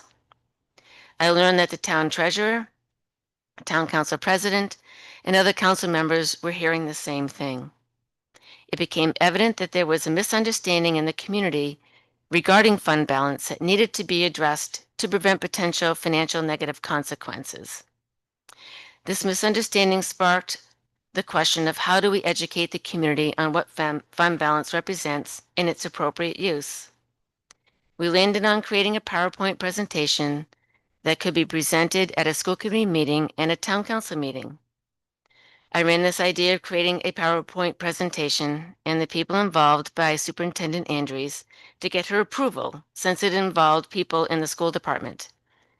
I was not made aware at the time by Superintendent Andrews that there were any concerns, so a date for the meeting was set and a room was reserved at Clayville School.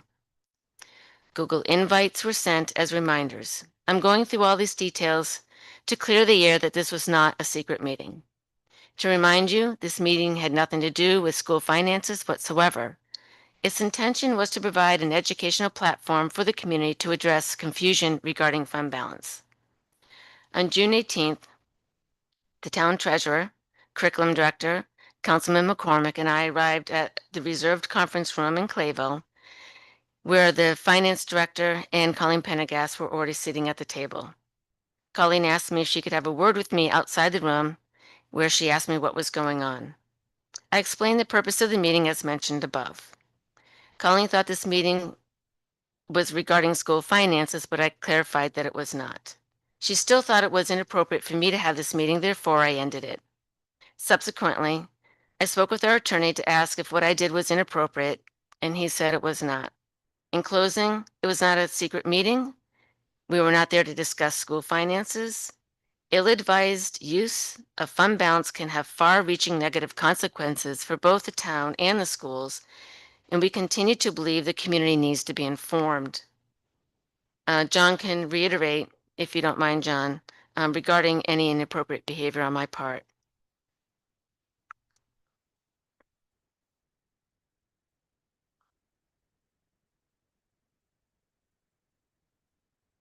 Did you have a conversation with Erica about this prior to tonight? Yes. Okay, thank you. So just to be clear, you are here as the school committee's legal counsel, the school That's correct. district slash school committee legal counsel. Thank you. Yes. I'm also here, though, as a former school committee member myself. And one of the things that I think is very important for school committee members is to do your homework ahead of time. And the way that you do your homework is to talk with people who have knowledge, whether they are town officials, whether they are school department officials. The more homework you do, the more productive, frankly, these meetings are, and the better outcomes from these meetings. So I don't have a problem with somebody prior to a meeting investigating a particular situation. Where I would have a problem is if that investigation led to one school committee member unilaterally saying, we need to pay salary increases to administrators. That is not the role of the school committee. Very specifically, the Rhode Island General Laws sets forth the responsibilities and the duties of the school committee. And what I would be more than happy to do, because I do it for numerous bodies, but I don't think I've ever done it here in Scituate, is to walk through the roles, what the General Assembly has said are your responsibilities. And when I do that presentation, I also, though, talk about the fact that at bottom, the school department is part of the town of Scituate. The town of Scituate is a corporation. And under corporate law, you have a duty of care and a duty of loyalty. A duty of loyalty is that you put the interests of the town first, not your personal interests, not where your child goes to school, not where your Ask a clarifying point. So RIGL also calls for separate and distinct bodies between the town council or city council and school committees. I know it's done differently and some are appointed, some are this. So you're saying that a member of the school committee's duty is first and foremost to the town and not the school department? Good point. Good point. It's in the first instance to the school department, but the school department is a part of the town. And I don't see that they're necessarily at odds. I think RIGL does though, because again, I'm not an attorney, don't profess to be one, but obviously state law dictates that you have two separate and distinct bodies. So I again, State law doesn't, with due respect, state yeah, no, law, please. that's why you're called in Scituate a department. The school department is part of the town. The elected, I'm talking about the elected officials. The elected officials are part of. So the you're town. you're stating that Whereas school committee is accountable to. No, I'm saying the school committee is part of the town. School committee is part of the town. So who does the school committee report to? The school committee is ultimately elected by the voters. Yeah. The school. So committee- I'm kind of, and The as school are the committee- town council members. So again, separate and distinct. Yes, they hold the purse strings. That I've known that since day one. There's a separation of responsibilities. So, but you're confusing me significantly. Okay. When you state that ultimately all members of the school committee are accountable to the town. Okay, I think it comes down to the word, what we're talking about. So tell me is the word. I term- want to write it down exactly how you in say it. terms- Yeah, and that is that there's a duty of loyalty to the town, which includes the school department. And that's why it's called a department. You are not a school district. Charahoe is a school district. It's 3 towns. They have a separate charter. They are not part of the town charters of Richmond, Charahoe, and Hopkins. They have their own separate charter. And they have, as a result of that charter, a duty to all 3 communities. You, though, are part of a larger entity. Now, the state has made various allocations of responsibilities. And a good example of that is, why am I standing here? In some towns, their charter provides that the lawyer for the town is the lawyer for the school department. When some communities, then specifically Johnston, started enforcing that, the General Assembly said, okay, wait a minute, school committees can have their own lawyers. So that's how I'm here. So the General Assembly sets those parameters in terms of what the duty of loyalty is, but also what the duty of care is. And the duty of care, which is again, general corporate law, is that you are educated when you make decisions. And a good example is you did that tonight. As a public body. As a public body, you did that tonight when you talked about having Stephanie here to give advice. That doesn't preclude you, though, from doing your homework ahead of time. I'm not personally a big fan of it, but I know that there are school committee members in some communities who will go to conferences, or they'll go to the Rhode Island Association of School Committee meetings, and they'll come back with ideas. And they will, based on their learning, we should have a policy that does this. We should have a policy that does that. And that's a good thing. It's a good thing for people to come to these meetings having done homework. I don't. Okay, finish what you're saying, because I have No. I certainly want to hear. No. Education, again, everyone should have done their homework prior to any form of meeting. Yeah. But I'll let you finish, then I'll. No, Was there more that you wanted to No. add? So I don't disagree with you. I think we all as members of the school committee have a responsibility to be as informed as we possibly can before making a decision. I think it's very important to note, and I had actually asked, I'm the one that had asked to have this on. There was, and Erica started with, and I'll certainly speak to that. At the last school committee meeting, it was brought up that there was a meeting that was held that other members were not aware of. The superintendent was not included in. If I said the word secret, I don't know, maybe I did. I'm not going to say I didn't.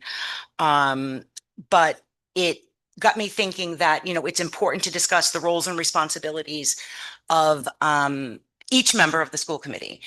Some of us are newer, some of us been around for a while, some of us in between. I am not an attorney. I've been doing this for 10, 11 years. I make mistakes, but I try and keep myself as informed as possible.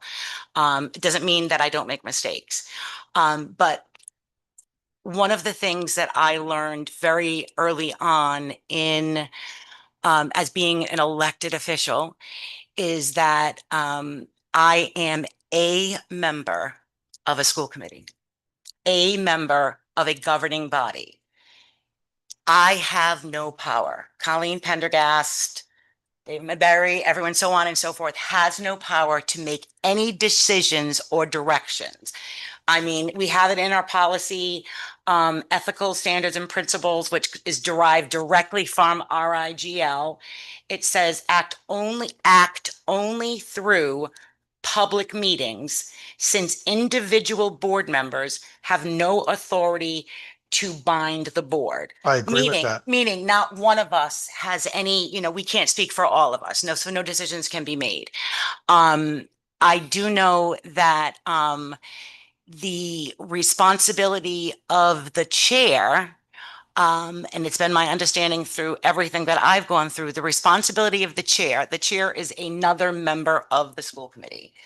The only power that the chair has that's greater than anyone else is that it's the chair's responsibility to set the agenda in coordination with the superintendent and legal counsel and to run the meetings. And sign documents. Yeah, Or it could be the clerk, which is delineated in our. and I want to be very clear, though, that everybody has the duty, not just the right, but the duty to do their homework ahead of time. So the And if homework, I John, I'm going to speak now. So your counsel, this is my time, and you can certainly opine following. And obviously you and Erica have had some conversations. Again, you're the committee, you're the attorney for the board, not the individual member. So I agree. we absolutely have a responsibility. What I have concern about is the way some of the chair's recent actions. The secret meeting is an example of one of the things. So Erica had stated that this was a publicly known meeting. You said that there was a Google invite. Was your husband included on the Google invite as well?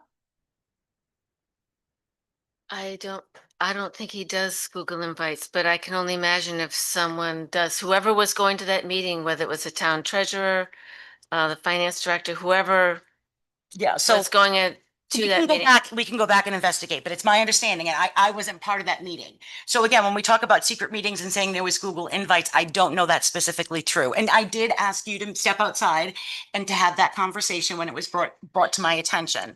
My concern is significantly that, and I shared with you that day, is that it is, I've always viewed the superintendent of school as, the captain of the ship. We have a responsibility as a school committee to hire a superintendent, and it's the superintendent's job to run the district. So when a member of the school committee, whether it be chair or otherwise, is directing a meeting with directors underneath the superintendent, not including the superintendent, I have concern about that. I don't know that any one of us have the authority to direct the goings on of the school district. Another example of this, that I'll get back to that one in a minute. Another example of this was, you had mentioned actually in a public meeting that this was during budget time, that you had reached out to the director of athletics because you believed that there were cost savings within the lines of the athletic budget. Do you remember saying that at a public meeting? So what was of grave concern to me then was that we're clouding the waters. So in between the athletic director and a member of the school committee lies a assistant principal in a building, a principal in a building, a finance director, a superintendent. So why do you feel it appropriate that you would take it upon yourself to reach out to an athletic director who submitted a budget weeks, if not months before, that had been changed multiple times, first by a principal, then possibly by a finance director, a superintendent, and then the school committee? I think that we are clouding the waters. Can I answer that? You sure? So as far as the athletic director had explained to you at that time, we had a budget that we were asking 12%, and it was too much. So we said, go back, make it lower. And it maybe got down to 9%. I'm not going to be accurate on this. And then I got a call from Lori saying, listen, we can't get this any farther down. Do you mind if we call Carolyn Diaz? I said, absolutely, absolutely call Carolyn, because she has done this budget and she's really good at it. Call whoever you need, because I'm not the finance person. And in that conversation with Carolyn, who brought the budget down even more, some of it was savings, some of it was errors that she found. But she brought that budget down to a manageable ask, which I think was less than 3% at that time. And that is when the town budget committee said we need another 190 reduced from this. So I had called Carolyn and said, this is where we're at. And it was a conversation of reaching out to all the directors, not just the So you reached out to all the directors? No, it was just a conversation that Carolyn was saying, find it somewhere else. So I called Lori and I said, listen, this is what my conversation with Carolyn was. Maybe there's another opportunity to find more savings if all we can do is find 190. And I talked about, calling the director of special ed. I was director of athletics. And after the conversation, I said to Lori, do you want to call the athletic director or do you want me to? And she said, why don't you call? So Lori said that I could call the athletic director. So at this point I did.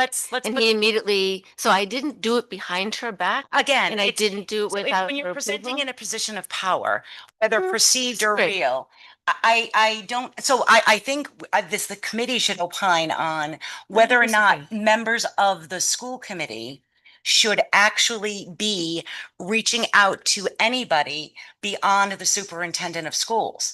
You have no power. You have no, so to think that I was gathering information. I wasn't that you know more exercising than the power. finance director, or to think that you know It more has nothing to do the with knowing more principal. than a finance director. He submitted a budget, or she submitted a budget weeks before that had been changed multiple times. And you thought it was okay to reach down and to talk to, it's like me saying, I talk to who? don't like the curriculum. I'm going to talk to the classroom teacher. Who am I? Who am I? No, I You talked just to the told me, superintendent. and I wrote it down, and it's on the minutes. I'm not the finance person. So why And I'm are not. you doing the finance person's job by reaching out to the athletic director? I think it's whether you're doing this I intentionally. didn't do it behind anyone's back. Whether it was behind anyone's back. I'm the chair of the school committee. Do you mind if what are they going to say? Yes? Yes, I mind. I believe Lori at times has said, she is not afraid to speak her mind, and she's not afraid to. I'm not, this isn't a Lori situation. This is a school committee to school committee. Well, you would have a question. So I just don't think it's appropriate to be putting anybody in that type of situation where they're, you're interfacing and doing the job. Again, we talked to. Can I make one more thing clear? Sure. When I was meeting for the fund balance, that was not a school, that was not a meeting about the school. It was a meeting that we were collaborating, as we talked about a lot of collaborations with the town. It was a town-wide meeting, it was not a school issue, it was a town issue. So we weren't meeting on anything to do with the school or the school fund balance. You took it upon yourself to not include the chief executive officer of the district, But to ask or instruct the curriculum director to be there because she does a good PowerPoint. I didn't instruct anyone to Well, be there. why was the curriculum director there? I ran the idea by Laura because she knew who all the people were. You ran the idea by Laura. I don't, Why? I don't talk to any school committee member, school employee without the superintendent knowing. So you're sitting here right now saying that you have not met with any administrator or director without the superintendent knowing. I always talk to the superintendent if I can. Every time you've met an administrator or a director within the schools. You know, there are times that I've run into administrators. There's times that I can't say with 100% assurity, but that doesn't mean I'm talking about school stuff. Of course, that's not but again, I just think there's some discrepancy with that. So I don't understand. The other piece that is very troubling, and I'm not sure if the other members of the committee are aware of this or not, is that it has been brought to my attention that during the budget process, you would be on the phone with Stephanie and you would talk to Tim. So you think that's appropriate to, now your husband is a member of the school, of the town council. Do you think that's appropriate when we're in budget negotiations with the town to be putting your husband on the phone? Just as when I asked you why he was at that meeting that day, I said, is he the liaison from the town council? And you said, oh no, they don't have a school liaison. So I think there's some confusion about roles and responsibilities. And clearly you don't think that anything that you have done is not appropriate. So the one thing that Stephanie has asked for, because she will ask my husband for help. So Stephanie reaches out to your husband to ask for help.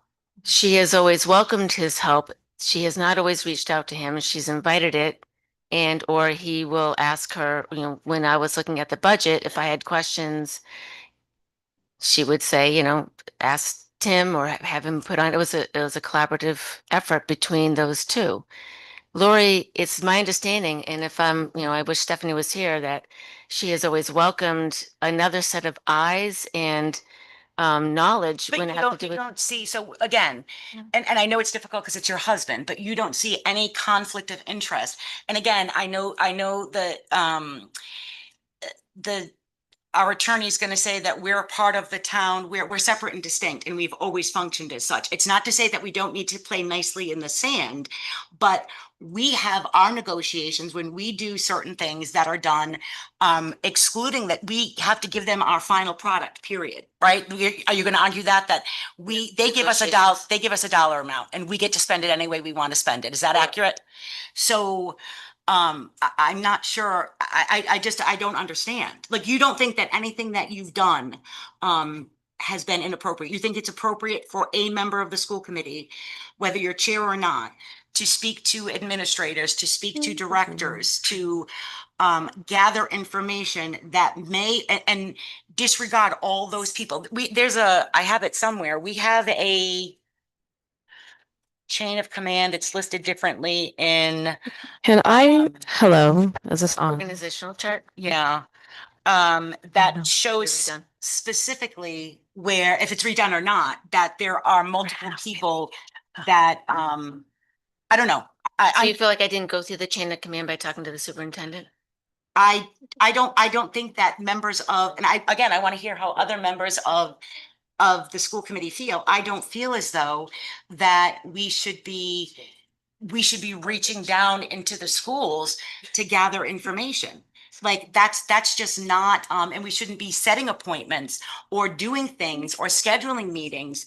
That our job is to meet with the superintendent to get, if we don't feel as though that we can have the superintendent and other people there as well, by all means, but you just feel as though that you have the right to schedule a meeting and say, I want all these people here and this is what we need to do, without the board making a decision as to what we need to do.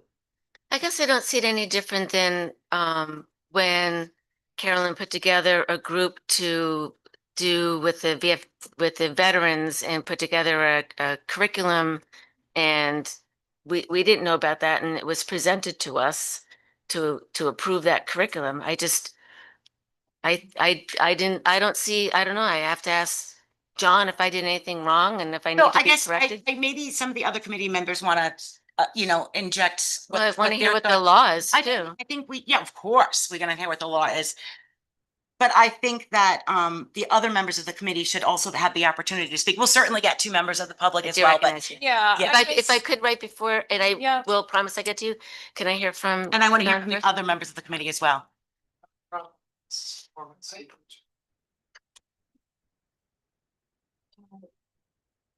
I think that we kind of have to get real here. I don't have a problem with Mrs. McCormick speaking to Mr. McCormick.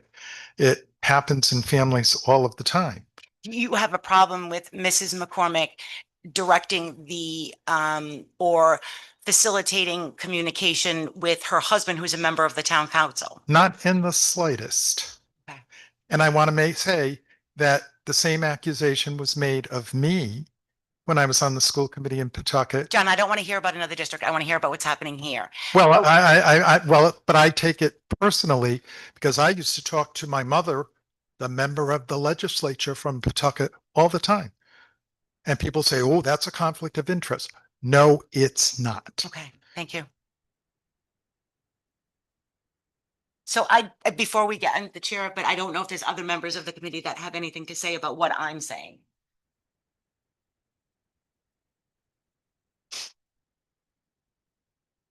I hear what you're saying. I hear what both of you are saying. I want it, Mary, sorry, Lori, no, Andres. I know a lot of things keep saying Lori, and you're not commenting, so I'm hoping that means it's positive. Yes, I was involved or I wasn't involved. Such as the veterans thing with, I'm thinking it was Reggie Centraccio. Were you involved in that and creating that thing? She was there. Yes. So I guess my question would be, why on the opposite side was she not invited to? I want to call it the secret meeting, but why was she not there? And you don't have to answer it, but No, I I did guess that because it piece wasn't is a school, concerning. that was a school related thing. It was a curriculum but brought on. so was the budget. No, it wasn't. It- No, there was because it no gonna- budget. It was A going. fund balance. Fund balance. It was education too. The that. town fund balance. The town fund So why balance. were you We were going to utilizing this- present, were we not presenting it at a school committee meeting? It was going to, the intent was to present it at the school committee meeting. and a town council meeting, but it wasn't. At this point, I believe the town council is just going to put together a presentation and ask if they can come and present it. And I wasn't sure, Colleen, if you were concerned because I was using school resources for a town thing. That's where I thought, that's actually what I thought that you were upset about, as opposed to thinking I was doing anything inappropriate. No, I think we spoke to it earlier when Jason was here too. Again, we're part of, we work collaboratively. Like, again, we appreciate, so I don't think that, I think under numerous circumstances that we've utilized, we talked about using Ed2E to do something at the town hall. Right, We're one community. I think it was more based on directing the personnel within the district to come to this meeting, to do this meeting. It's again, these are my personal opinions. I don't believe it's, the power within any one of us to do that.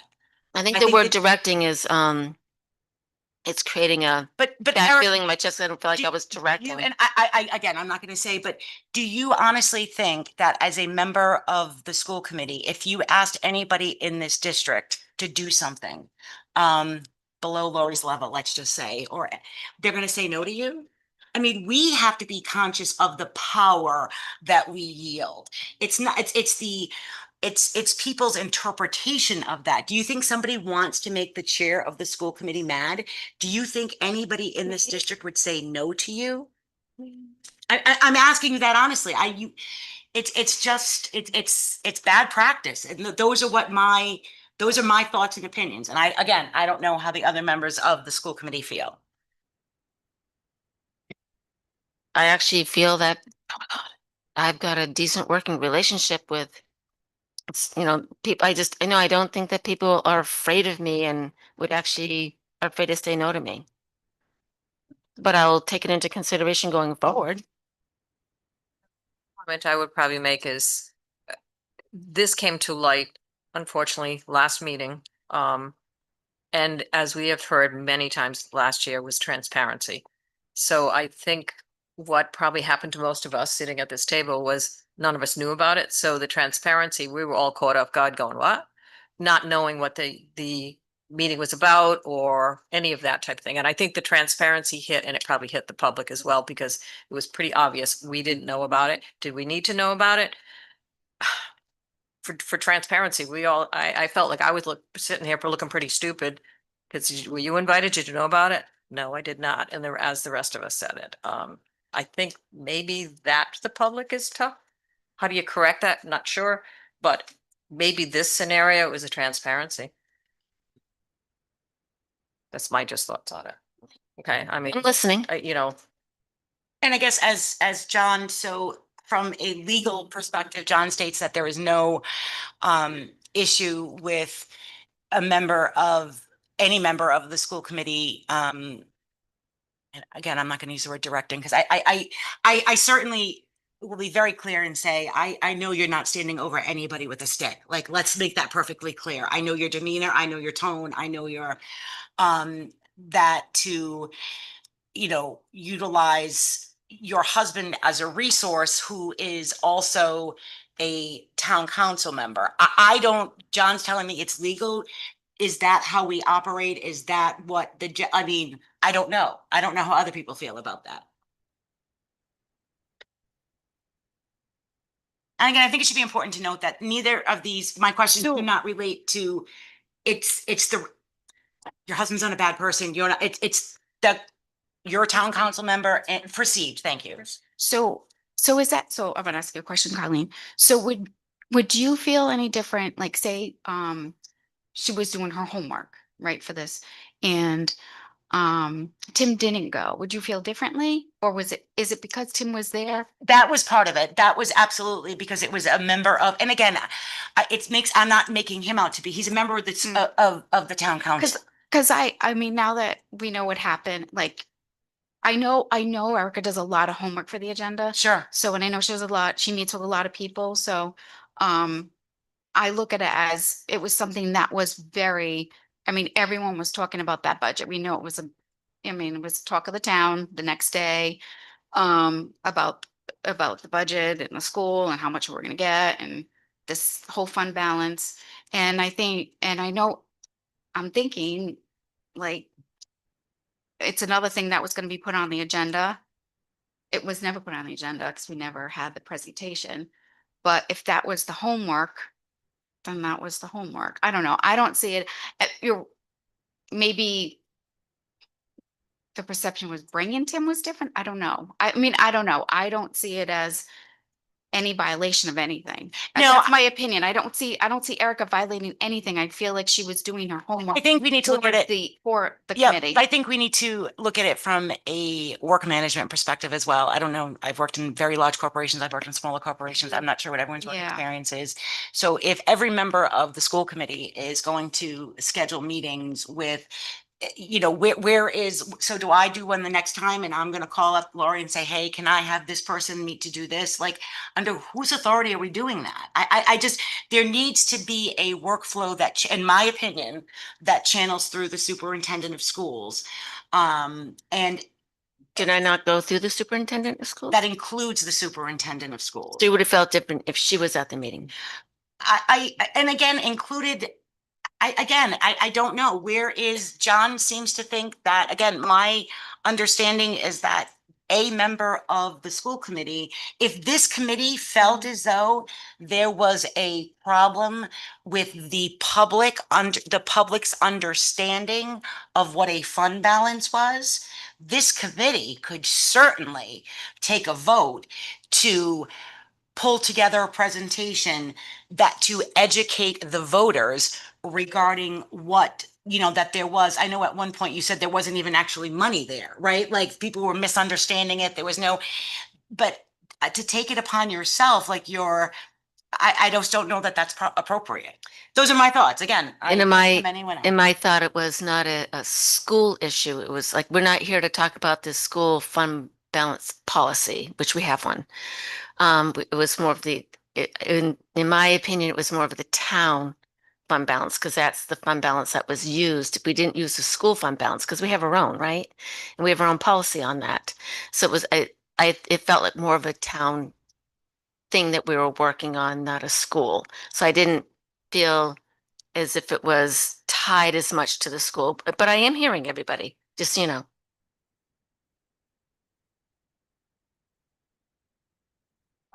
I want to make sure everyone at the table is done. Shaking my head and I know people are looking at my visuals. So what you just said became more confusing to me. So if it was not part of the school committee, it was part of the town, then why was Ozzy there? Why was Stephanie there? Why were you there? If it was the town?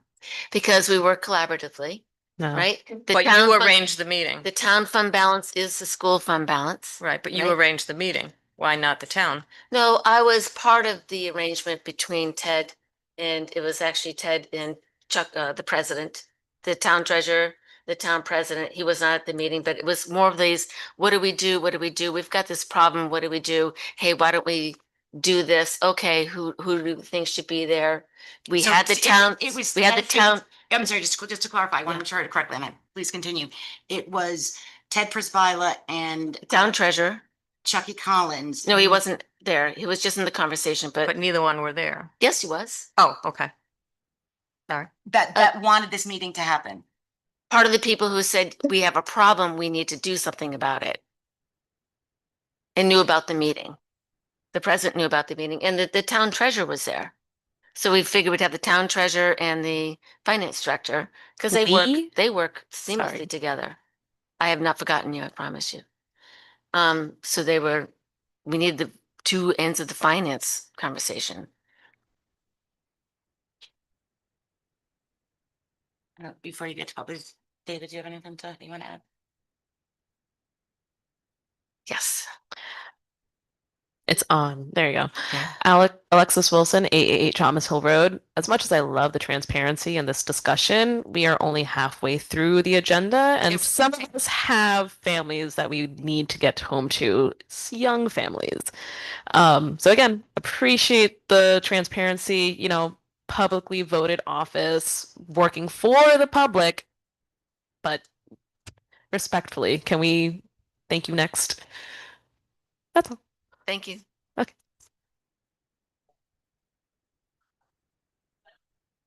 I know you want to get home and find it's already bags. I hope mine are all. Matthew Allen, 159 Hope Furnace Road.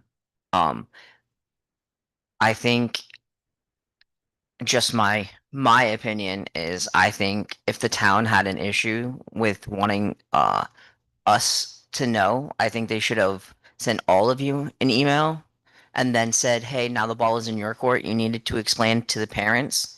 Just like last year, you guys said, this is what you need to do. We dropped the ball on the 250 last year. You need to do your due diligence, show up to the meetings, go through everything. And I was at a couple town meetings where two people involving in the town, Abby Groves being one of them, when school committee stuff did come up, she recused herself. And I can read nameplates, and I also thought your husband should have, just because you were on the school committee. I don't know any bylaws or whatever, but two people with the same last name finding out they're married on two different sides when we were arguing back and forth about money. I had asked around if anybody else thought it was a conflict, and everyone was like, yes, no, yes, no. And I was like, okay, we'll see how this plays out. And I'm not saying you did or you didn't, but when we were going back and forth, ask them for money, we went there, we asked them for money. And John had said at a meeting, because you were like, should all the town go, like the school committee go to the town meeting? He said, I think it's, you can't have more than two of you guys in, or you'd have to open a session or something like that. So you had to Colleen was there and Lori showed up, but you guys couldn't have all of you there because about opening a meeting and closing a meeting. Again, I don't know everything, but last year I had some concerns, but I think Just to assure you, there were no ethics violations. no, and I'm sure there wasn't because I'm sure it would have been called out then. But I too, being a newbie, trying to figure it out, and if anybody was new at the last meeting, thought maybe there was something shady. And I'm not saying there was, but secret meetings and all that. everybody I was thought, trying I to thought wonder. you made it very clear there was no secret meeting. Yes, but that's what I'm saying. But like at the last meeting, everybody was finding out about this. If you hadn't already heard about it, like I had learned about it at the meeting, um, on that, and I was just like, huh, this kind of reminds me of last year when I was questioning the rules and regulations, and I don't have time to read all of them. I'm sorry, but I think if they would have said, hey, we're gonna throw it out to all the school committees members and see what they thought about setting something up and then went from there, at least then all of you guys would have known that they wanted you guys to explain to us that they're just not stashing cash somewhere that they just don't want us to have. And I think Colleen would probably agree that just a heads up that that's what they were looking for instead of, for the lack of a better word, maybe being blindsided by this. If nothing all. else, I think we can all agree that there needs to be education on fund balance. Yeah, and I'm not saying I don't agree or disagree, but the more we find out by asking questions and coming to these meetings, like I said, I ran from football right here. But if you don't find out until you start coming to the meetings about all this, we never learn. So we're learning on this end. Some of you guys, like you said, 11, 8, 7, 6 years, retired ones, whatever the case may be. I'm just saying, I think that's what it was about. Shoot everybody an email so it doesn't look like you were doing secret things. Is no, even though you weren't. Thanks, Matt. Richard Finnegan, Ridge Road.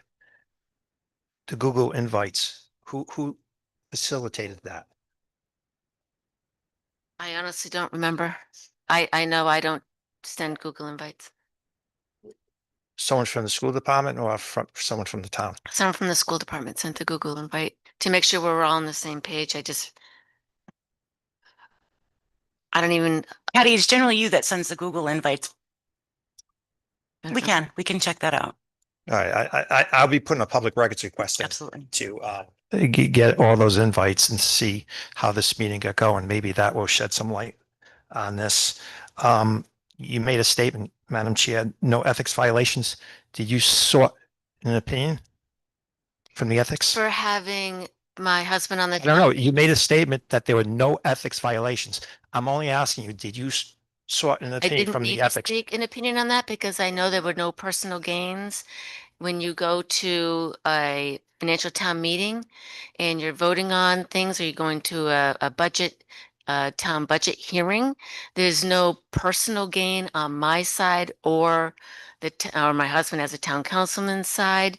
That would be an ethics violation if we were voting on things that would give me personal financial gains. Did I describe that correctly? So no, Is he your attorney? no, he is the school committee's attorney. Please come up to the mic, please.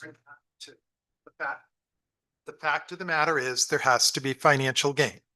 So if Mr. McCormick was voting to give the chair of the school committee a raise, that would be a problem.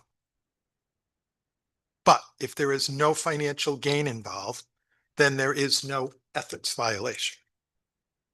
And yes, I do get asked ethics questions from time to time from multiple members of the school committee, because people on the school committee are trying to do the right thing. All of them. At one of the budget meetings, the whole school committee, I don't say whole, the majority of the, school committee members were there, and we opened the session and closed the session, so there was no ethics violation by that. No, That's not, that's Oh, May. well, that's right, sorry. Oh, One of those things, but we didn't violate anything by that. I got the wrong word, but the right. No violations. I just want to say there doesn't have to be any financial gain. There could be a financial loss and still an ethics violation. So you don't need a gain. That's the law. I will be putting my request in tomorrow. I thank you. Hi, Bobby. We see you up on the screen. Hi there, can you guys hear me? Yes, we can. All right, Bobby Obviously- Slaughter. nine Brett Drive. Yeah. I just want to say that it's wildly ironic and somewhat disturbing that the attorney is chalking this up to research and preparedness for discussions with the committee, when 2 years ago no research was done. A lot of finger pointing was done to Superintendent Andres around the kindergarten classrooms and closures, and there was never any outreach from the committee down to directors of departments or anything of the like in order to better assess the situation. So the fact that we're going to now point this to research and preparedness when the year before that none of that occurred, that's very, very insulting. I wasn't at the last meeting when all of this kind of came about, but I watched the replay, and I think what was most concerning to me, Ms. McCormick, it was the audacity and your recourse when the question was asked of you. There was immediately stonewalled, and as if you did not want to participate in that conversation. And now here we are weeks later, and you have your thoughts collected, and you have your T's dotted and your I's dotted, and your attorney with you. I find it very insulting to all of us here. Like, we didn't just, that we're all going to pretend that your reaction to that wasn't very telling, as whether or not there was true ethics violations in legal terms. I think you knew in your heart of hearts that probably wasn't in the spirit of your position as a school committee member. So I'll just say that the perception is one thing. I also think that it's concerning that there's conferencing going on with Stephanie and yourself and your husband discussing the budget meetings, discussing these things. And that was never brought to light until this very meeting. So for the rest of us here, on the audience, in the audience listening to this. So, I'm concerned with whether or not there's true ethical violations or not, but just the perception and your interest, right? Your interest as a school committee member. I think it's concerning, but most importantly, I think coming out of that meeting where we had the $190,000 added to the budget, we are all fully aware of the financial cliff it's going to take us into next year, and we all have to work together. But I can tell you, by having meetings like this and not being transparent with your board, with your fellow committee members, is not the way we're going to get that accomplished.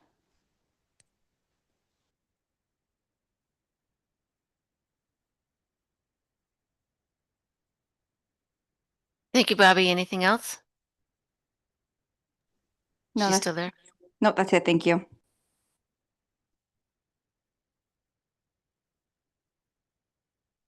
Well, would the committee like to have John Anderson do a presentation for us in the future? As he said, he has provided to other school committee members, because we can schedule that up, have it as a separate meeting. I personally think it'd be a great idea. Any education to us would be great. The rest of the committee, that's my personal opinion. Right. That brings us to the next item, which I would like to, if the school committee wants to table the discussion on attendance of department heads at school committee meetings because of the time, but I'm more than welcome to have this agenda item if people, and talk about it if people want. I'll take the will of the committee. Either table it or talk about it now.